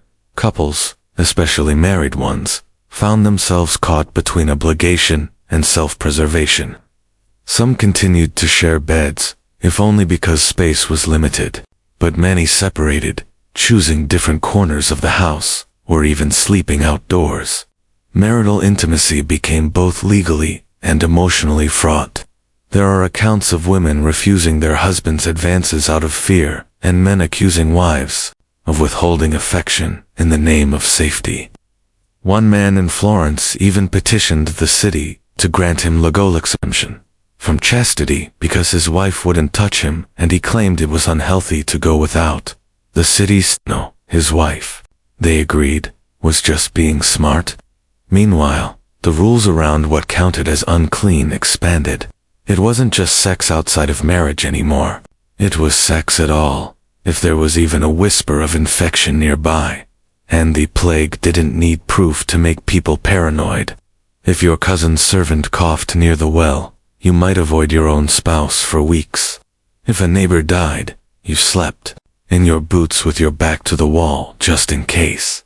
And then there were the beliefs, theories about how the plague spread. Many of them deeply wrong, but widely Some thought it came through bad air, so they burned herbs in the bedroom and covered their faces with cloths soaked in vinegar. Others blamed sin, especially sexual sin. The idea was that lust weakened the body and opened it to corruption. This wasn't just a church talking point. Doctors said it too. They wrote that sexual activity weakened the vital humors, making you vulnerable. So sex wasn't just risky because of proximity. It was biologically suspect. Of course, people still had sex. Even during the plague, desire didn't vanish, but it changed. It went underground. It became rushed, guilt-laced, desperate. Some saw the looming specter of death and gave in to impulse with a kind of reckless abandon. There's a Fring report from an English village where a woman was fined for having sex with a stranger during her husband's burial procession. True, hard to say, but the story got repeated, and that tells you something. Others channeled their fear into strange rituals. Some wore a Others tried cleansing intercourse where they believed sex with a virgin or a very young partner might absorb illness and purify the body. You don't need to think too hard to imagine where that led to abuse, to exploitation, to pain disguised as medicine. In some cities, women were advised to avoid even talking to men during outbreaks, lest their hysteria be sparked and made worse by plague anxiety. And when people got sick, everything about the body changed. Boils, blackened skin, bloody coughs. There are love letters written during this time that read more like farewell notes. If I do not return, remember our night by the mill, or your breath. Waste last warmth I knew. Lovers kissed through cloth. Some met tenly once under cover of night, never to see each other again. A few chose to die together rather than part. Scholars argue whether the plague increased or decreased sexual activity in general. Some point to the burst of illegitimate 9 months after outbreaks, and argue that fear didn't stop desire, it intensified it. Others say abstinence arose sharply, especially among the devout monks and nuns who once confessed to impure dreams now double down on celibacy. For many, the plague was proof that the body was a trap, that safest love was the one you imagined, not the one you touched. You step out of the apothecary, clutching your little pouch of dried sage and cloves, the smell sharp and almost medicinal. The streets are quiet. A couple walks hand in hand, but they're masked, gloved, cautious. A young mansel's charms carved from rowan wood, each one promising safety or strength or peace. You doubt any of it works, but to understand the need. When touch can kill, even pretending to be protected feels like power. And later that night, when the house is still and the windows are shuttered against the damp air, you lie awake wondering if the person beside you is breathing evenly, if they'll wake in the morning. If you will, you don't reach out. Not yet, but maybe tomorrow. Because even in the shadow of death, the need for connection still lingers. It whats, and sometimes, despite everything, it wins. You're in the heart of the village square again. But night, it's unrecognizable. Alive with color draped in ribbons, and humming with a different kind of energy. Music spills from every corner. Drums pound like heartbeats. Lanterns swing overhead, casting strange shadows across the faces of people who suddenly look unfamiliar. That's because they are wearing masks. Wooden, painted, feathered, some grotesque, some beautiful. You see a goat man dancing with a nun, a jester kissing a knight's armored chest plate, and someone in Ader mask offering you a cup of wine with a wink. Welcome to Carnival, or Feast of Fools, or Shrovetide, whatever they call it here. The meaning is the same. For one night, the rules go out the window, and everything you're not supposed to do becomes irresistible. You feel it in the air, the reversal, the permission. Peasants wear crowns made of straw. Nobles don rough wool tunics and walk barefoot through the M. Women dress as men, and men as women. It's not just allowed, it's expected, because this is misrule, this is sanctioned chaos. And under the cover of masks and music, people indulge in more than just food and drink. They indulge in touch, in whispers, in glances that will be as scandalous any other night. Tonight, no one's watching. Or if they are, they don't know who you are.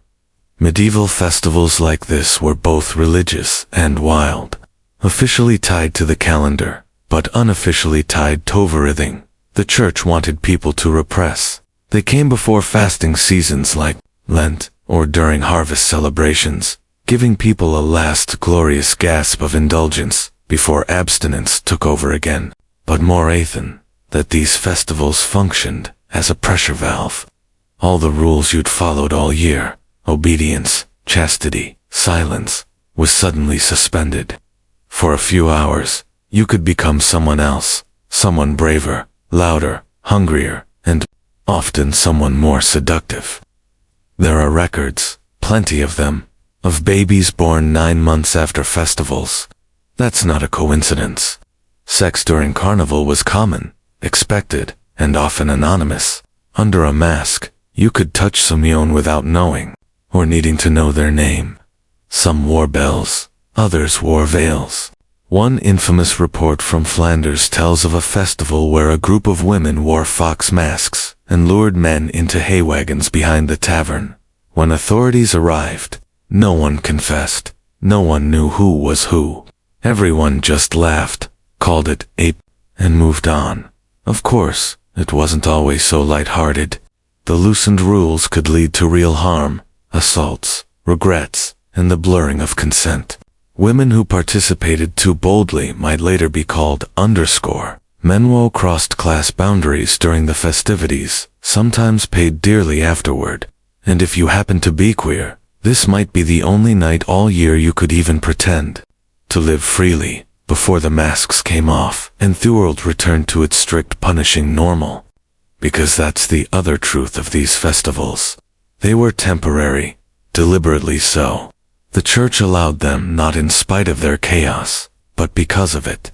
A few nights of madness kept the rest of the year manageable. Better to let people sin a little under the guise of mischief than risk full-blown rebellion. You could confess it all later, pay a fine, say a prayer, go back to your carefully constructed life. But in the moment, it was euphoric. You watch as a pair of masked dancers spin into the torchlight, clinging to each other in a way that's just on the edge of decency. A woman in a monk's robe pretends to give a sermon, while her friend dressed as the Virgin Mary laughs so hard she nearly spills her drink. A boy chases a girl through a maze of hay bales, both shrieking with delight. And somewhere nearby, two people slip behind a cart. With practiced ease, they'll be back before midnight. Or maybe not. One fringe tale comes from a 15th century German village, where a butcher's apprentice and a merchant's daughter met a shroud-tied dance. Both masked, they slept together behind the church. Months later, they were married. They swore they hadn't known each other's identity that night. Their parents didn't believe them, but the village declared it a miracle, a love ordained by the misrule. The story lived on for years, told as both a warning and a celebration. And that's the strange power of these festivals. They blurred not just identities, but intentions. Was that kiss meant for you, or for your costume? Was that hand reaching out in passion, or just playing along with the madness? The masks offered freedom, but also danger. You could become someone else, but so could everyone else. Scholars have long debated the purpose of this as celebrations. Were they tools of social control, letting people blow off steam so they wouldn't revolt later? Were there remnants of pagan traditions barely cloaked in Christian language? Or were they genuine genetic expressions of joy, protest, and deeply human need? Probably all three. What's clear is that they offered something rare in medieval life, a moment where desire didn't have to hide, where the body, so often burdened by rules and shame, could just exist, hungry, reckless, alive. As the night deepens and the music grows louder, you find yourself pulled into a dance. The person who takes your hand is wrapped in a wolf's pelt, eyes hidden behind black cloth. You don't speak, you don't need to. You move together, close the fire, casting long shadows as the crowd chants, sings, stones. For a moment, the whole world blurs into rhythm and sweat and laughter. And when the dance ends, you let go. Maybe you'll see them again tomorrow unmasked, maybe not. That's the beauty and the risk of the festival. You didn't always know what you've done until the sun rises. And even then, you might pretend it was just a dream, a trick off wine, a prank played by the gods of mischief. But you'll remember, because in a world that's always watching, always judging, there's something unforgettable about a night where no one knows who you are. And for once, it doesn't matter. You're standing in a strange little courtroom that smells like mildew and sheep, because, well, there are sheep. 3 of them, to be precise, which could lined up like very confused defendants. One beel, another scratches its hoof on the worn wooden floor, and across from them, arms crossed and face flushed, stands a furious farmer, who insists that one of these animals was a witness to a crime, not a murder, not a theft, a carnal sin. You'd glance at the judge, a tired man who's seen too much, and is absolutely going to hear this out. Because in medieval Europe, animaltamites stood trial, especially when it came to sex. Yes, really. It sounds absurd to modern ears, but animal trials were a documented reality in the Middle Ages and beyond. Pigs were hanged, goats were exiled, roosters were burned at the stake. Why? because people believed that animals could not only witness sin, but also participate in it. And nothing terrified or fascinated the medieval mind more than the idea of unnatural sexual acts. When privacy didn't exist and gossip ran hotter than wildfire, even the suggestion of someone doing something inappropriate with a beast could lead to a full-blown scandal. And yes, a courtroom drama where livestock played a starring role.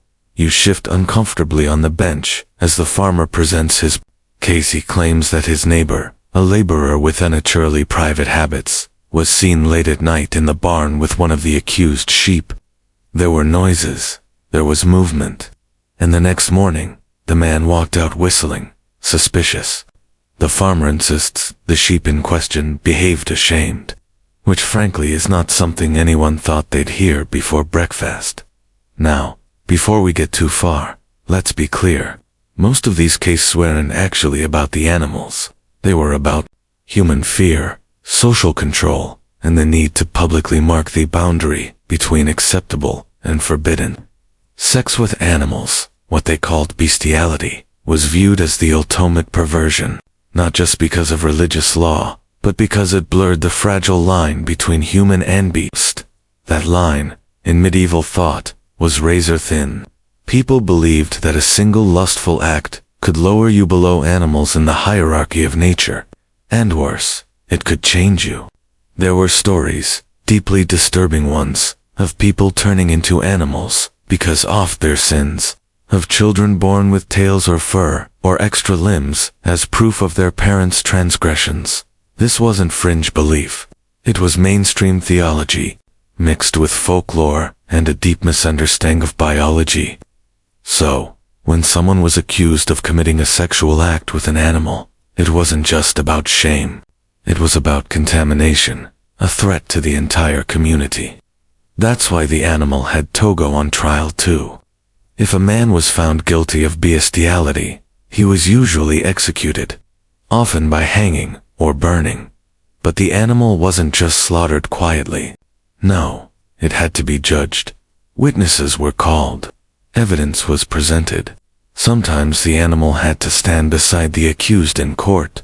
One infamous case from 1386 is in Files, France, involved a Sa, who was dressed in human clothes, paraded through the village square, and then publicly executed for allegedly knowing a man in the biblical sense. There are illustrations. They are as horrifying as they are surreal. But the logic, if you can call it that, was consistent. If the animal had consented, it was guilty. If it had been violated against its will, it was still seen as tainted. Either way, it had to be removed because the suggestion that an animal had been part of an unspeakable act was enough to make it a threat to the moral and sometimes literal health of the community. This leads us to a wild scholarly debate.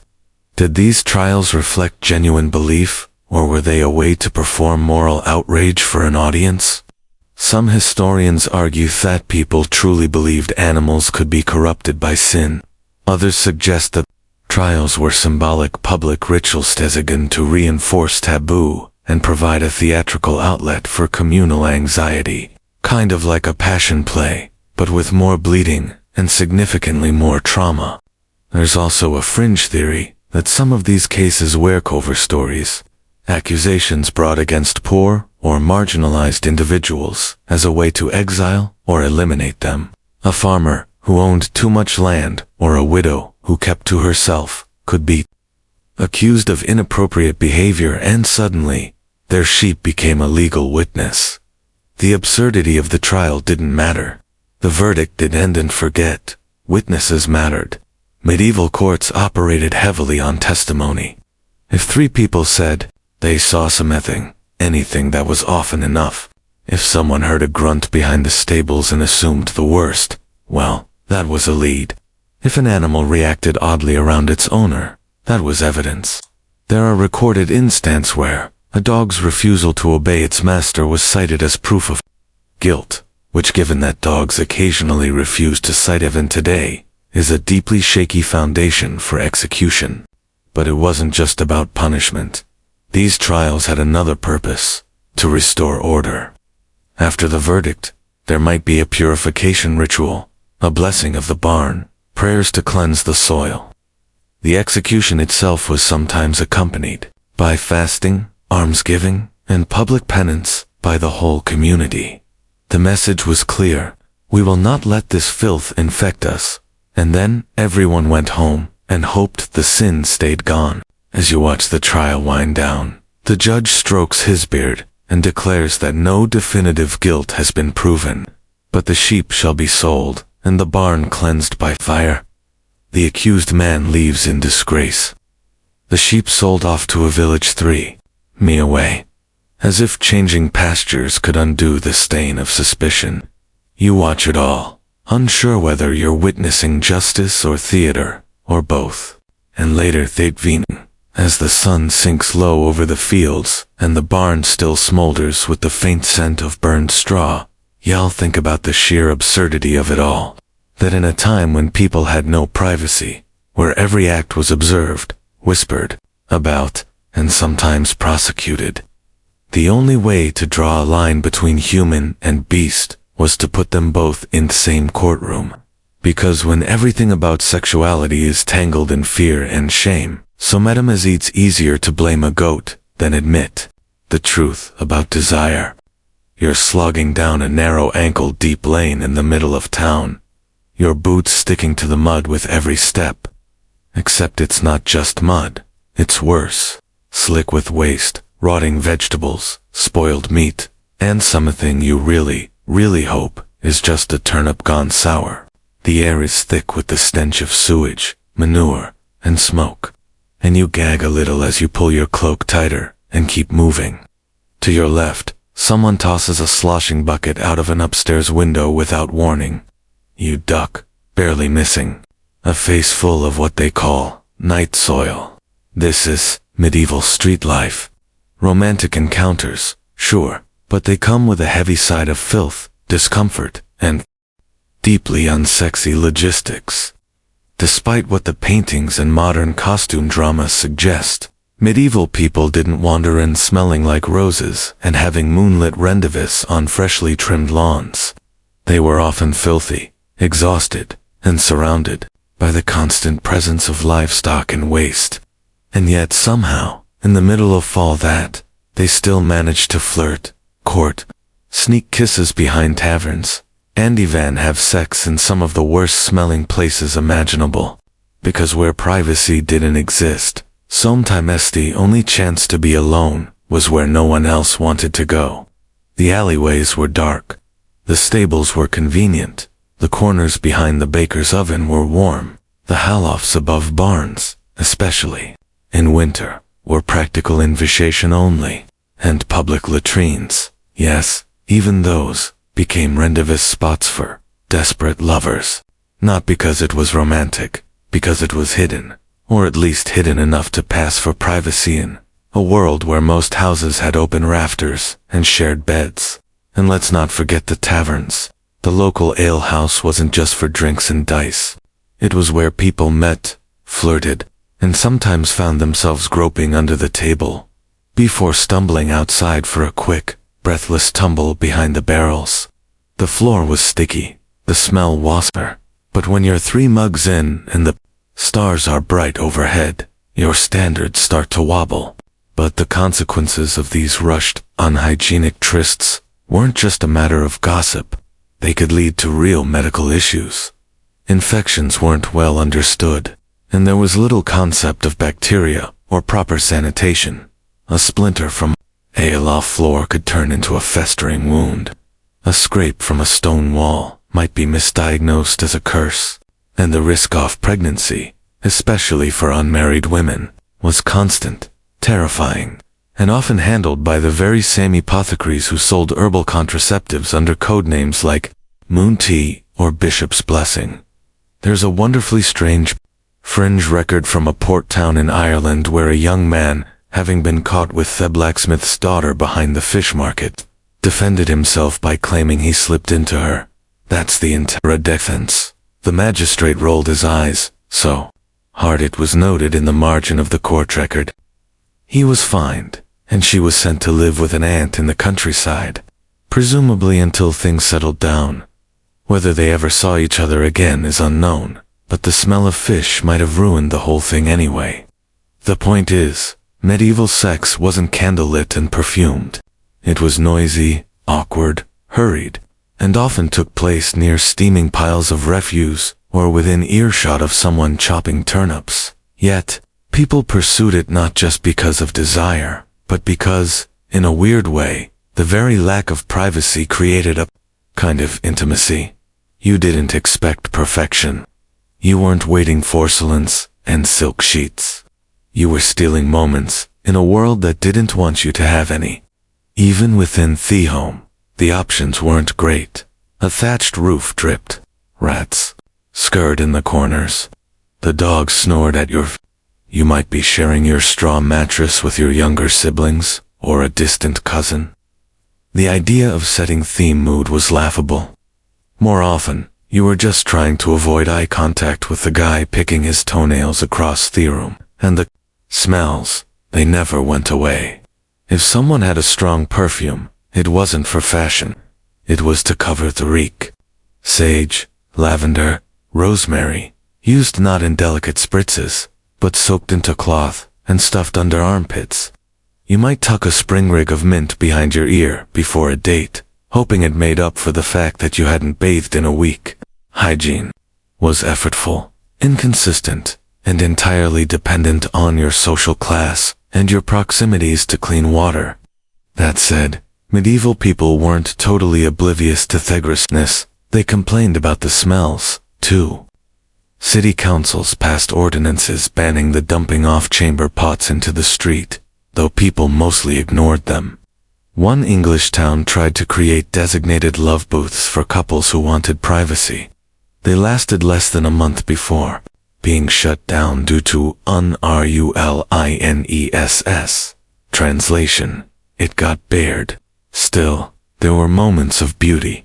Occases stolen under a crumbling archway, fingers brushing in the market as two lovers passed each other, vegetables encoded messages, a shared cloak in the cold, your breath mixing with theirs under the moon, even if the ground squelched beneath.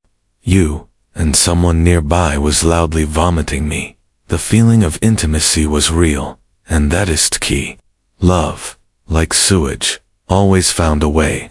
Scholars argue about whether medieval people had lower standards for cleanliness, or simply adjusted to the constant funk of their environment. Some say they didn't notice it. Others say they complained about it endlessly, but learned to live with it.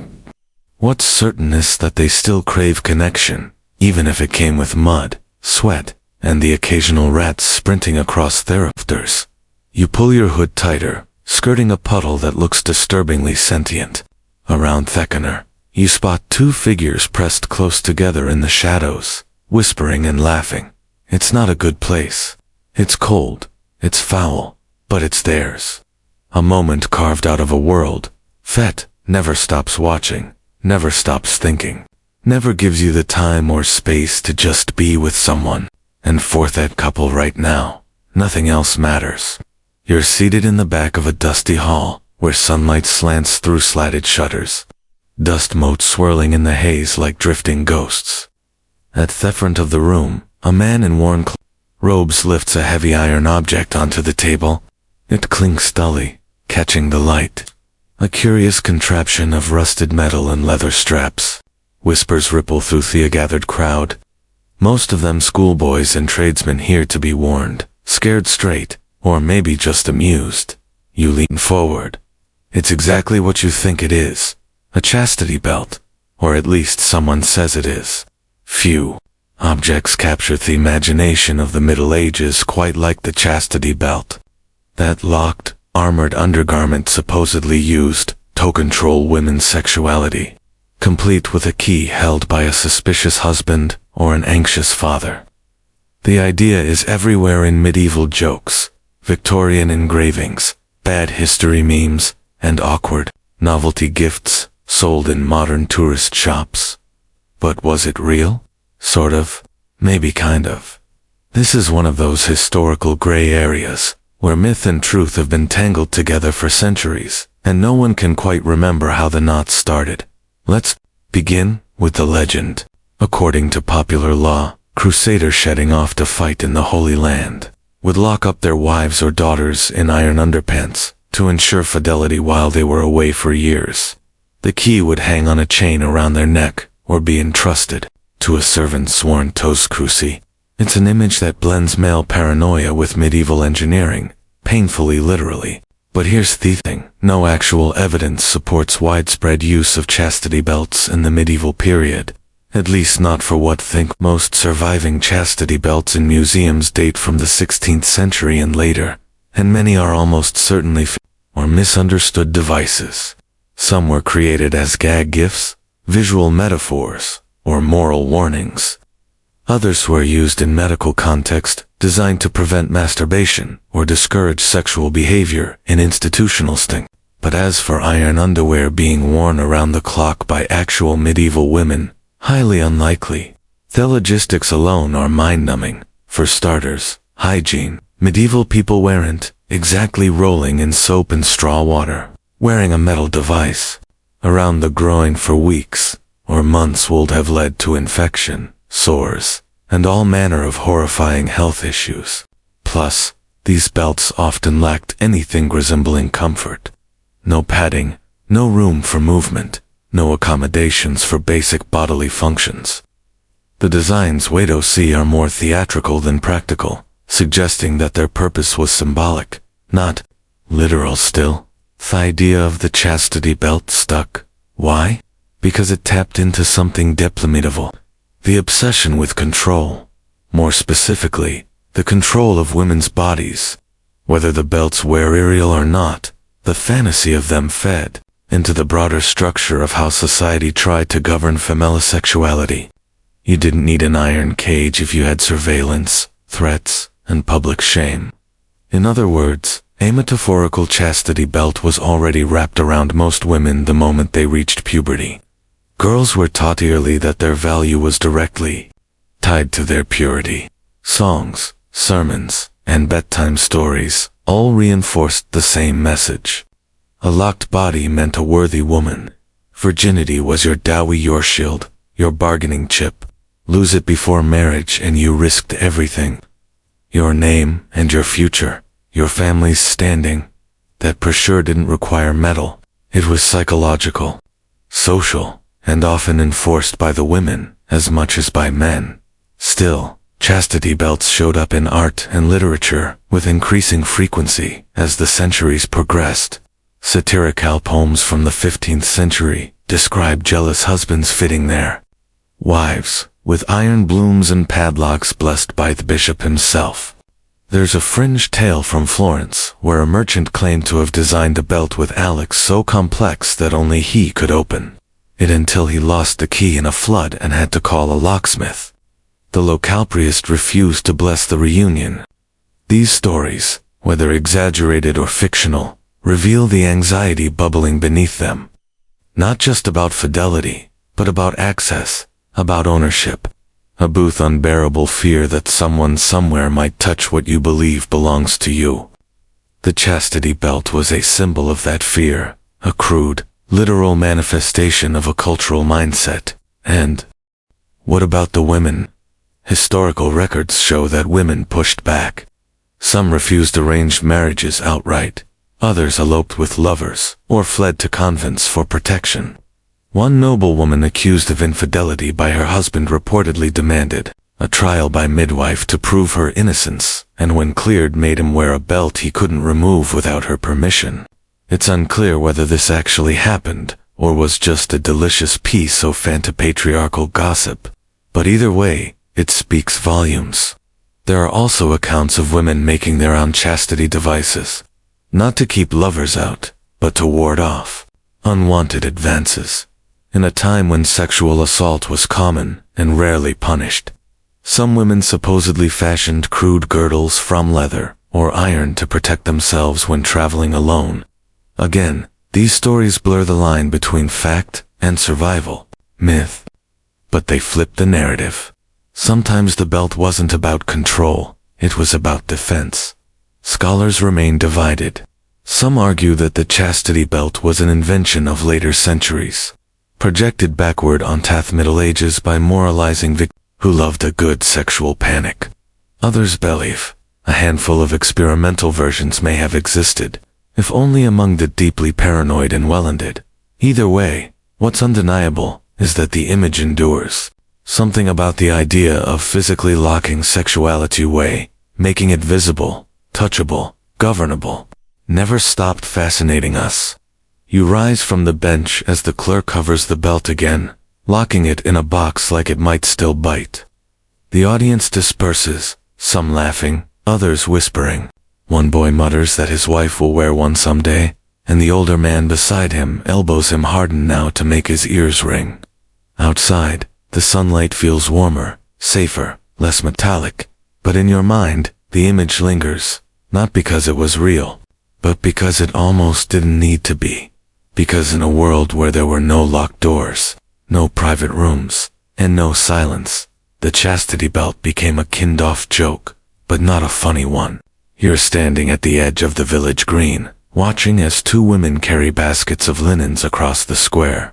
One's got her back straight and eyes focused ahead, lips tight like a trap waiting to spring. The other walks slower, her dress just a bit too snug, her hand resting on a curve they very owns, pretending not to notice. But they do notice. In fact, every head that turns, every raised eyebrow, every too quiet pause in conversation is focused on the same thing. The unmistakable swell beneath her apron. She's pregnant and not married. And in this town, that's more than a scandal. It's evidence. In a world where privacy is nearly non-existent, the body becomes a loud and unrelenting and few things spoke louder in the medieval world than a baby bump appearing on the wrong woman at the wrong time through wrong circumstances. There was no hiding it, no careful phrasing or artful avoidance. Once your belly began to grow, it told everyone your secret, whether you were ready or not. Pregnancy became not just a physical condition, but a walking, breathing confession. That's because pregnancy, more than almost anything else, was the proof that sex had happened. In a society obsessed with sexual control, especially over women, that proof carried weight far beyond the obvious. It was legal, it was moral, it was social. For a married woman, it was a badge of success. The continuation of a household, a lineage, a property claim. For an unmarried woman, it was shame in full display, dragging behind her like a clanging bell. Unwed pregnancy triggered a cascade of consequences. You might be dragged before the local priest for questioning, or worse, brought before the marital court, where village elders would interrogate you in front of neighbors who already suspected. Sometimes you'd be asked to name the father, sometimes begged, sometimes coerced. If he was known and willing, a shotgun marriage could be arranged. If he denied it, or had vanished, you were on your own, and everyone would know it. There's a case from 15th century Yorkshire, where a young woman, 6 months along, was paraded through the village with her hair unbraided and barefoot. Punishment for fornication without contract. She was made to publicly beg for forgiveness, not just from the church, but from the entire community. Her child, once born, would be labeled filius nullus, the child of no one.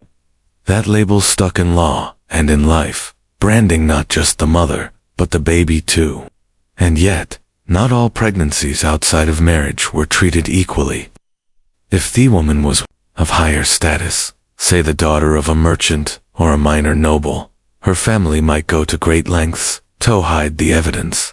Sent away to visit an aunt, she might quietly give birth in another town and return months later, slimmer, with a newly adopted sibling.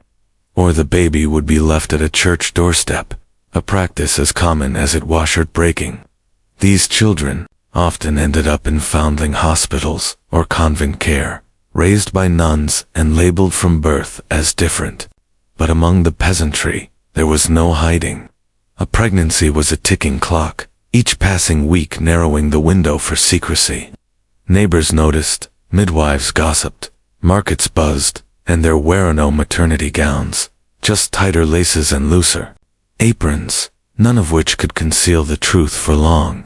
The belly told its tale, and it didn't just expose scandal. It created legal opportunity. In some cases, a woman's pregnancy was used as leverage. If she accused a man of fathering her child, and no one else could be blamed, he might be compelled to marry her, or pay support, though what support meant varied wildly.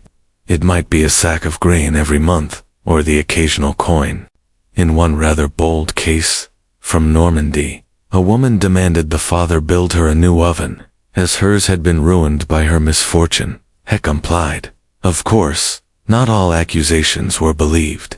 Without modern testing, it was a matter of testimony and reputation. If the woman was known to be flirtatious, or if she'd been seen talking too long with multiple men, doubt cast shadows fast. And if she'd ever laughed too loudly or worn a brighter color, or danced too long at a festival, well, those were seen as signs, too. There's even a record of a woman who, upon showing early signs of pregnancy, preemptively confessed to a priest in hopes that repentance would lessen her public punishment.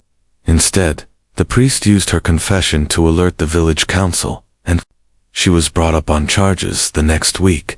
Her belly hadn't even fully shown yet, but her tears and her waistline did the talking. Sometimes, though, pregnancies were celebrated even when they weren't lawful. In close-knit communities, a popular young couple caught in the act might be gently nudged toward marriage. Their indiscretion laughed off a scytheful vigor, and if a widowed woman became pregnant soon after her husband's death, people might look the other way, especially if the timing could be But in all cases, the truth was this: a woman's body wasn't her own. It was watched, measured, interpreted, and when it changed, visibly, undeniably, it became public property. Advice would pour in. Older women might press their hands to her stomach, uninvited, declaring the baby a boy or girl. Men might make jokes, or worse, propositions now that she was no longer untouched. The church would demand penance. The neighbors would demand, and through it all, the woman would carry not just a child, but the full weight of her community's morality.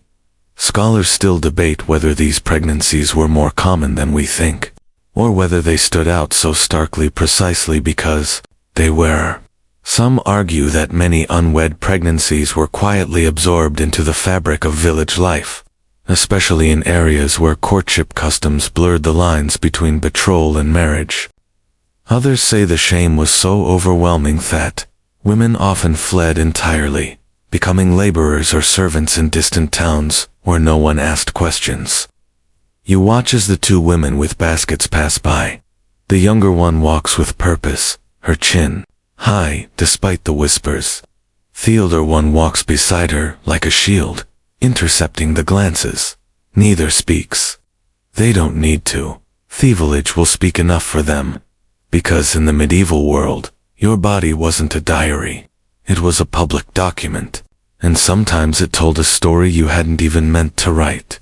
You're crouched in the back pew of a candlelit church, watching a man kneel before the altar with his head bowed and his hands clenched so tight his knuckles glow white. A priest stands over him, murmuring in Latin, occasionally nodding. You can't hear the confession itself. Thankfully, medieval churches had some sense of discretion, but judging by the man's body language, it's not about stolen bread or skipped mass. No, this one's heavy, probablist, probably something worse. And it's not just about sin, it's about surveillance. Because in this world, even your most private desires weren't really yours. You couldn't whisper them, you couldn't write them, and you certainly couldn't act on them. Not without someone watching. But here in the confessional, you had to speak them aloud. Confession was one of the few semi-private moments available to a people in the medieval world. But even then, it wasn't truly private. Starting in the 13th century, the Fourth Lateran Council made annual confession mandatory for every Christian. That meant once a year you had to drag your sins out into the light. Spade bare before a man who could forgive you. Yes, but who might also judge you, counsel you, or even report you. It wasn't therapy. It was surveillance disguised as salvation, and nothing complicated confession quite like sex. The church had long maintained a sprawling, detailed list of sexual sins. These range from the expected, adultery, fornication, sodomy, to the wordly specific. Position mattered, timing mattered, the day of the week, the location, the intent. Even the thoughts you had during the act all weighed against you. Did you enjoy it too much? Did you think of someone else while with your spouse? Did you lie with your wife during Lent? On a Sunday? On a feast day? If yes, sign. Penances varied. Light offenses earned a few days of fasting, extra prayers, or a donation to the poor. Heavier ones, especially anything outside of marital missionary position, sex might require months of abstinence, public acts of repentance, or prolonged shunning. And some sins, like homosexuality or bestiality, were considered not just mortal sins, but criminal acts punishable by imprisonment, exile, or death. That meant confession wasn't just religious, it had legal teeth, and because of that, people learned to confess strategically. Some hedged their wording. I was tempted, they'd say, instead of, I did it. Others confessedly what they thought the priest would expect. There's a known example from a 14th century English village where a man confessed to unspecified lewdness with a neighbor's daughter, then hastily added that it happened on a Wednesday, not Sunday, and that it was regrettably enjoyable. The priest recorded the confession, gave him a week of fasting, and asked follow-up questions for nearly half an hour. We know because the priest kept meticulous records. Yes, they wrote some of these down. Now, imagine being a woman in that confessional, especially one with an unplanned pregnancy, a bruised heart, or a body marked by someone else's hands. Confession for women often became a delicate negotiation. Admit too much and risk harsh penance, or worse, public exposure. Admit too little and suffer at the guilt of spiritual failure.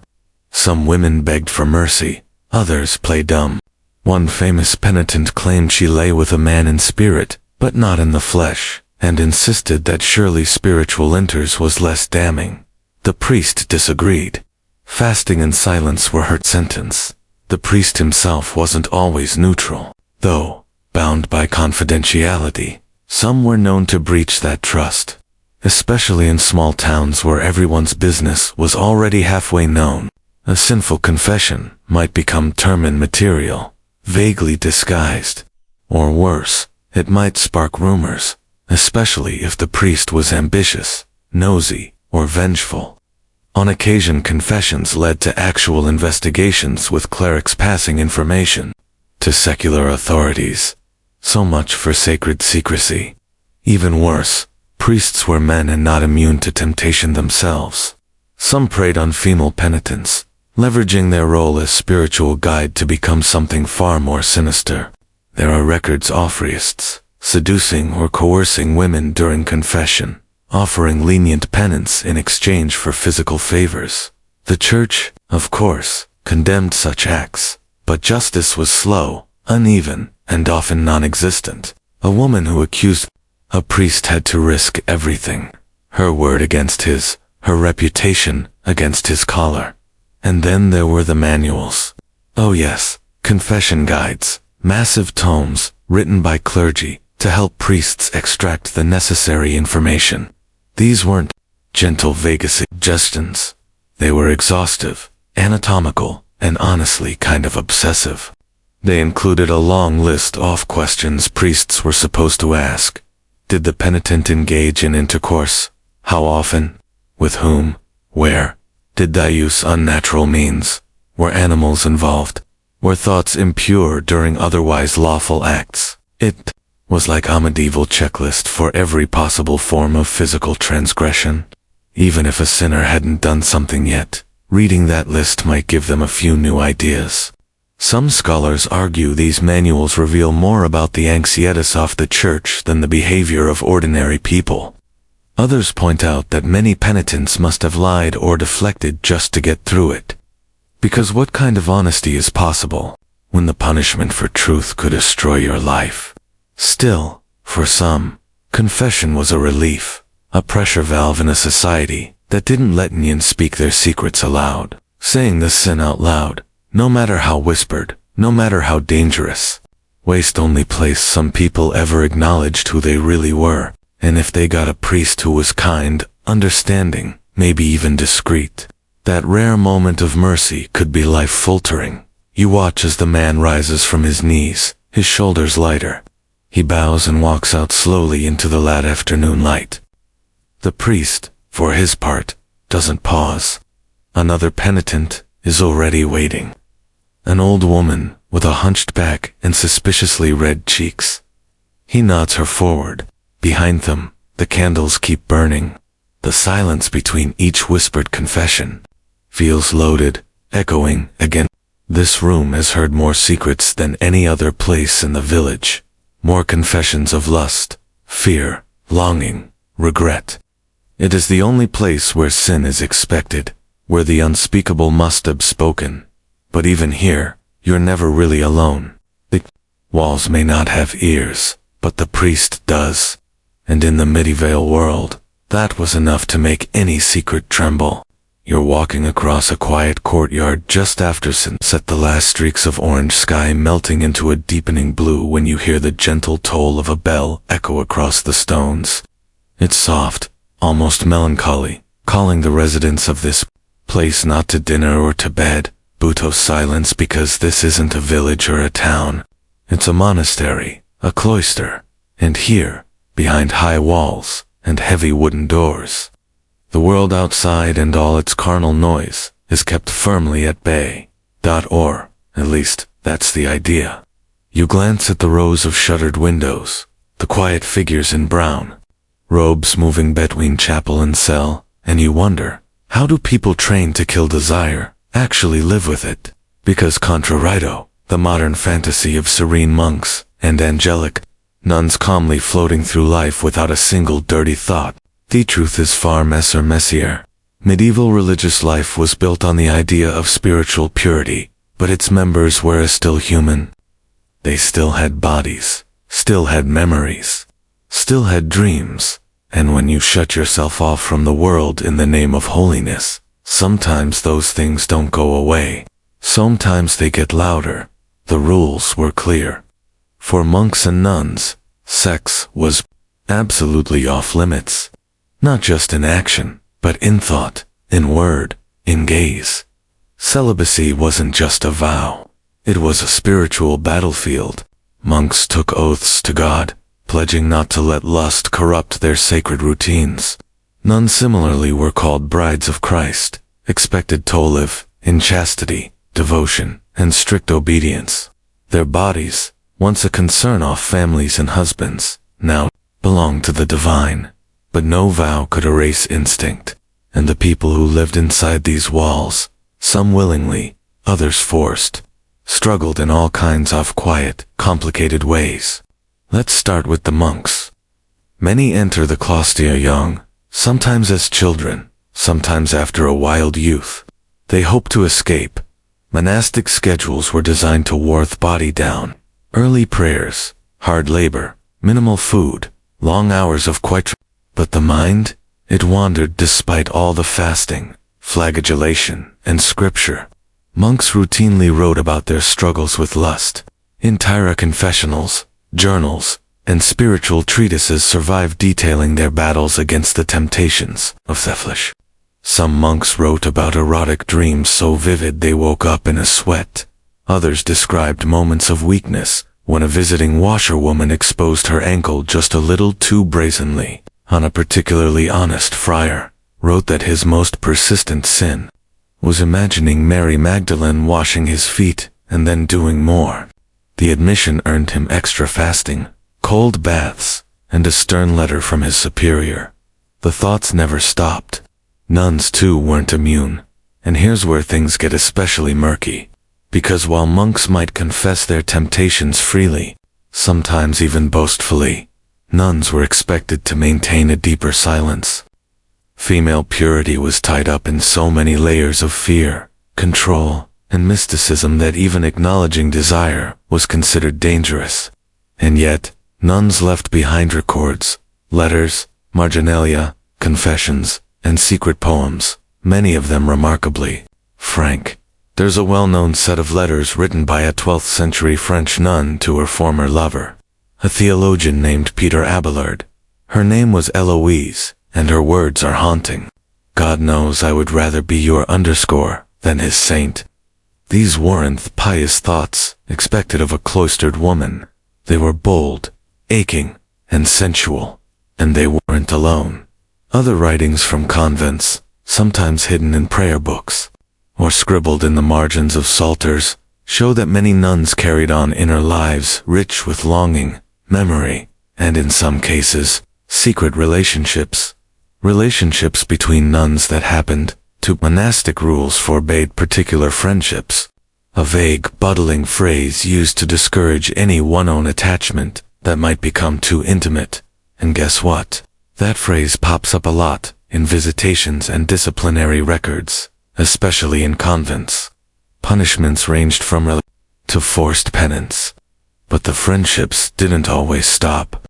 In the quiet of the cloister, affection could blossom into love, and love could take forms the church had no language for, except condemnation. Scholars have been arguing for decades about how much sexual activity really happened behind cloistered doors. Some insist it was rare, exaggerated by gossip and anti-church satire. Others, reading between the lines of disciplinary accords and private writings, suggest it was surprisingly common, especially in institutions where supervision was lax, or where power dynamics allowed certain members to act unchecked. And then there's the ongoing question: if two people fall in love but never act on it, is that a sin in a place where even thoughts can damn you? There's a fring case from an Austrian abbey in the 14th century, where a monk and a nun were found exchanging letters so carefully worded they could almost be mistaken for scripture. But between the prayers and metaphors the longing was clear. He wrote of her hair like a halo of wheat in summer, and she of his voice being the bell that woke my soul. When letters were discovered, he was transferred. She was locked in solitary penance for a year. The letters burned, but not before someone copied them, of course. Even in their dreams, monks and nuns were monitored. Erotic dreams were seen as a kind of spiritual weakness, possibly even the work of demons. So, some religious men and women took to sleeping on stone floors, or wearing hairs to punish their bodies. Others refused to sleep at all.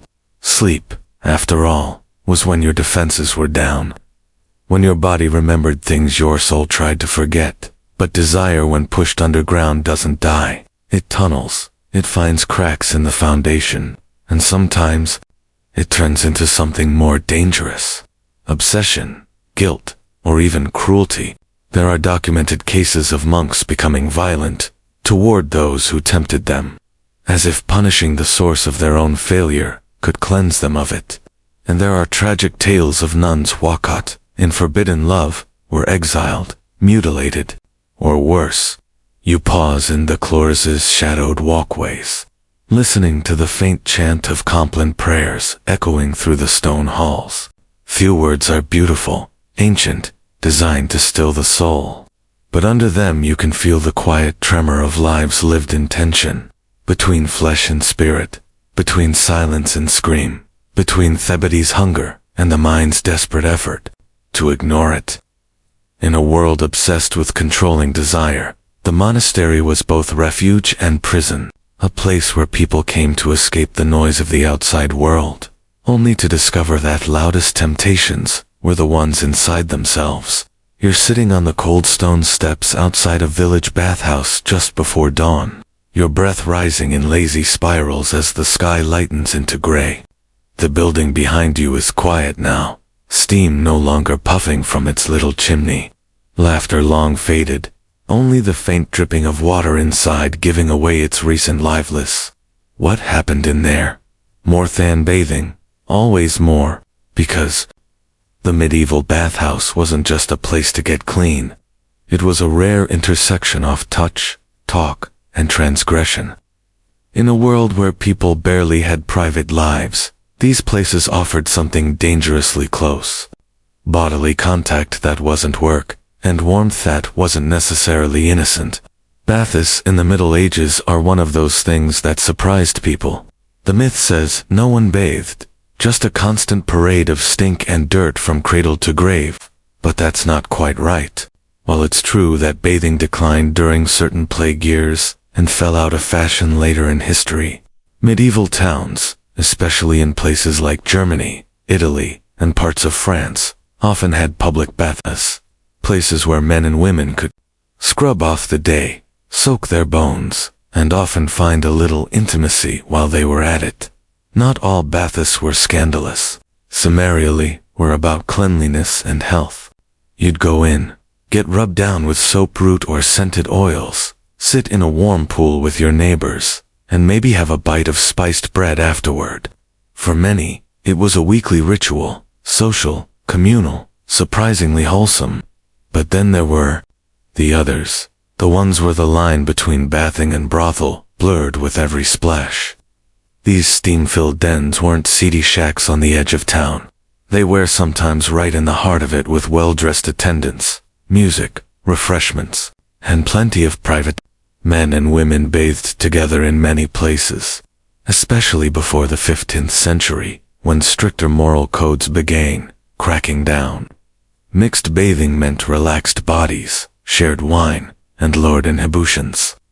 It was one of the few places where a carpenter might flirt with a merchant's wife, or a nun's runaway cousin might find herself soaking beside a young scribe with calloused hands and bad intentions. And of course, not all the attendees were there just for the hot water. Prostitution and baths were deployed in many cities.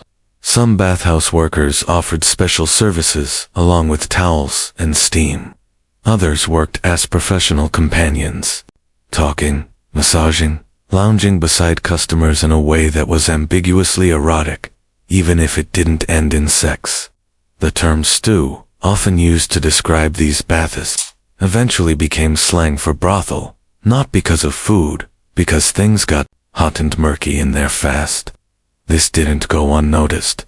Local authorities tried to regulate them constantly, issuing ordinances about how many people could bathe together, banning shared towels, or requiring screens between tubs. Some cities forced women to wear bathrobes while soaking. Others outlawed all male or all female gatherings for fear of hut might happen and supervision relaxed. Spoiler, the laws didn't work. People either ignored them or got clever. After all, when was the last time steam and hormones obeyed city council? There's a fringe tale from Prague, where a wealthy widow supposedly built a virtuous bathhouse for women, complete with a chapel attached. Within a month, it had become the most talked about building in town, not for its piety, but for its late-night meetings and mystical massages. The widow insisted she was offering a service to improve health and community. The bishop called it a sinful lake of flesh. She closed it for exactly 1 day, then reopened under a new name and made twice as much money. But baths weren't just sites of scandal. They were also meeting places. Lovers arranged secret rendezvous under the cover of community bathing. Spouse might escape prying family eyes for a quiet conversation behind the drying benches. Messages were passed, feet tangled underwater, and kisses stolen when the steam was thick and the candles low. In an age where nearly every interaction was supervised by family, neighbors, the church, baths offered something rare: plausible deniability and intimacy. Imagine this. You step into the dim heat, disrobe behind a modest screen, and slide into a tub already half occupied by a familiar silhouette. You're not speaking yet, just breathing the same damp air. Their knee brush is yours. A small bowl of wine is passed between. You sipped without eye contact. You can't touch much, but you can touch enough. A hand on a shoulder, a shared cloth, maybe just a whispered word swallowed by the steam. You don't need to imagine the rest. Because in this world, people didn't wait for candles and clean linen. They made do. They found warmth where they could. Even if it came with risk. Of course, as morality campaigns intensified, especially after the Black Death, many baths were shut down or forced into stricter codes. Some towns declared them breeding grounds for sin and disease. Others tried to keep them purely medicinal. By the end of the medieval period, in many places, they had lost their sensual edge and become something colder, more controlled, less human. Scholars today still debate how common the more erotic side of bathhouses really was. Some argue that most people went just to wash. Others insist that the bathhouse was one of the few places where sexual and social boundaries relaxed enough for something real and transgressive to happen. It probably varied city to city, house to house, tub to tub. But you sit now on the worn, step outside, your fingers tracing the grooves in the stone where countless others have waited for a bath, for a meeting, for a chance. In a world so starved for private moments, even a little space behind a curtain, a flicker of shared heat, could bloom into something unforgettable. Because here, unlike almost anywhere else in the medieval world, you could let your guard down for an hour, for a moment, for a touch, and that was worth esteem. So here you are, stretched out under your blanket, the hum of your fan soft. In the background, the shadows in your room still and quiet. After everything you've seen tonight, goat trials, off hookups, monastery scandals, and awkward bathhouse flings, it's a miracle you're still emotionally intact.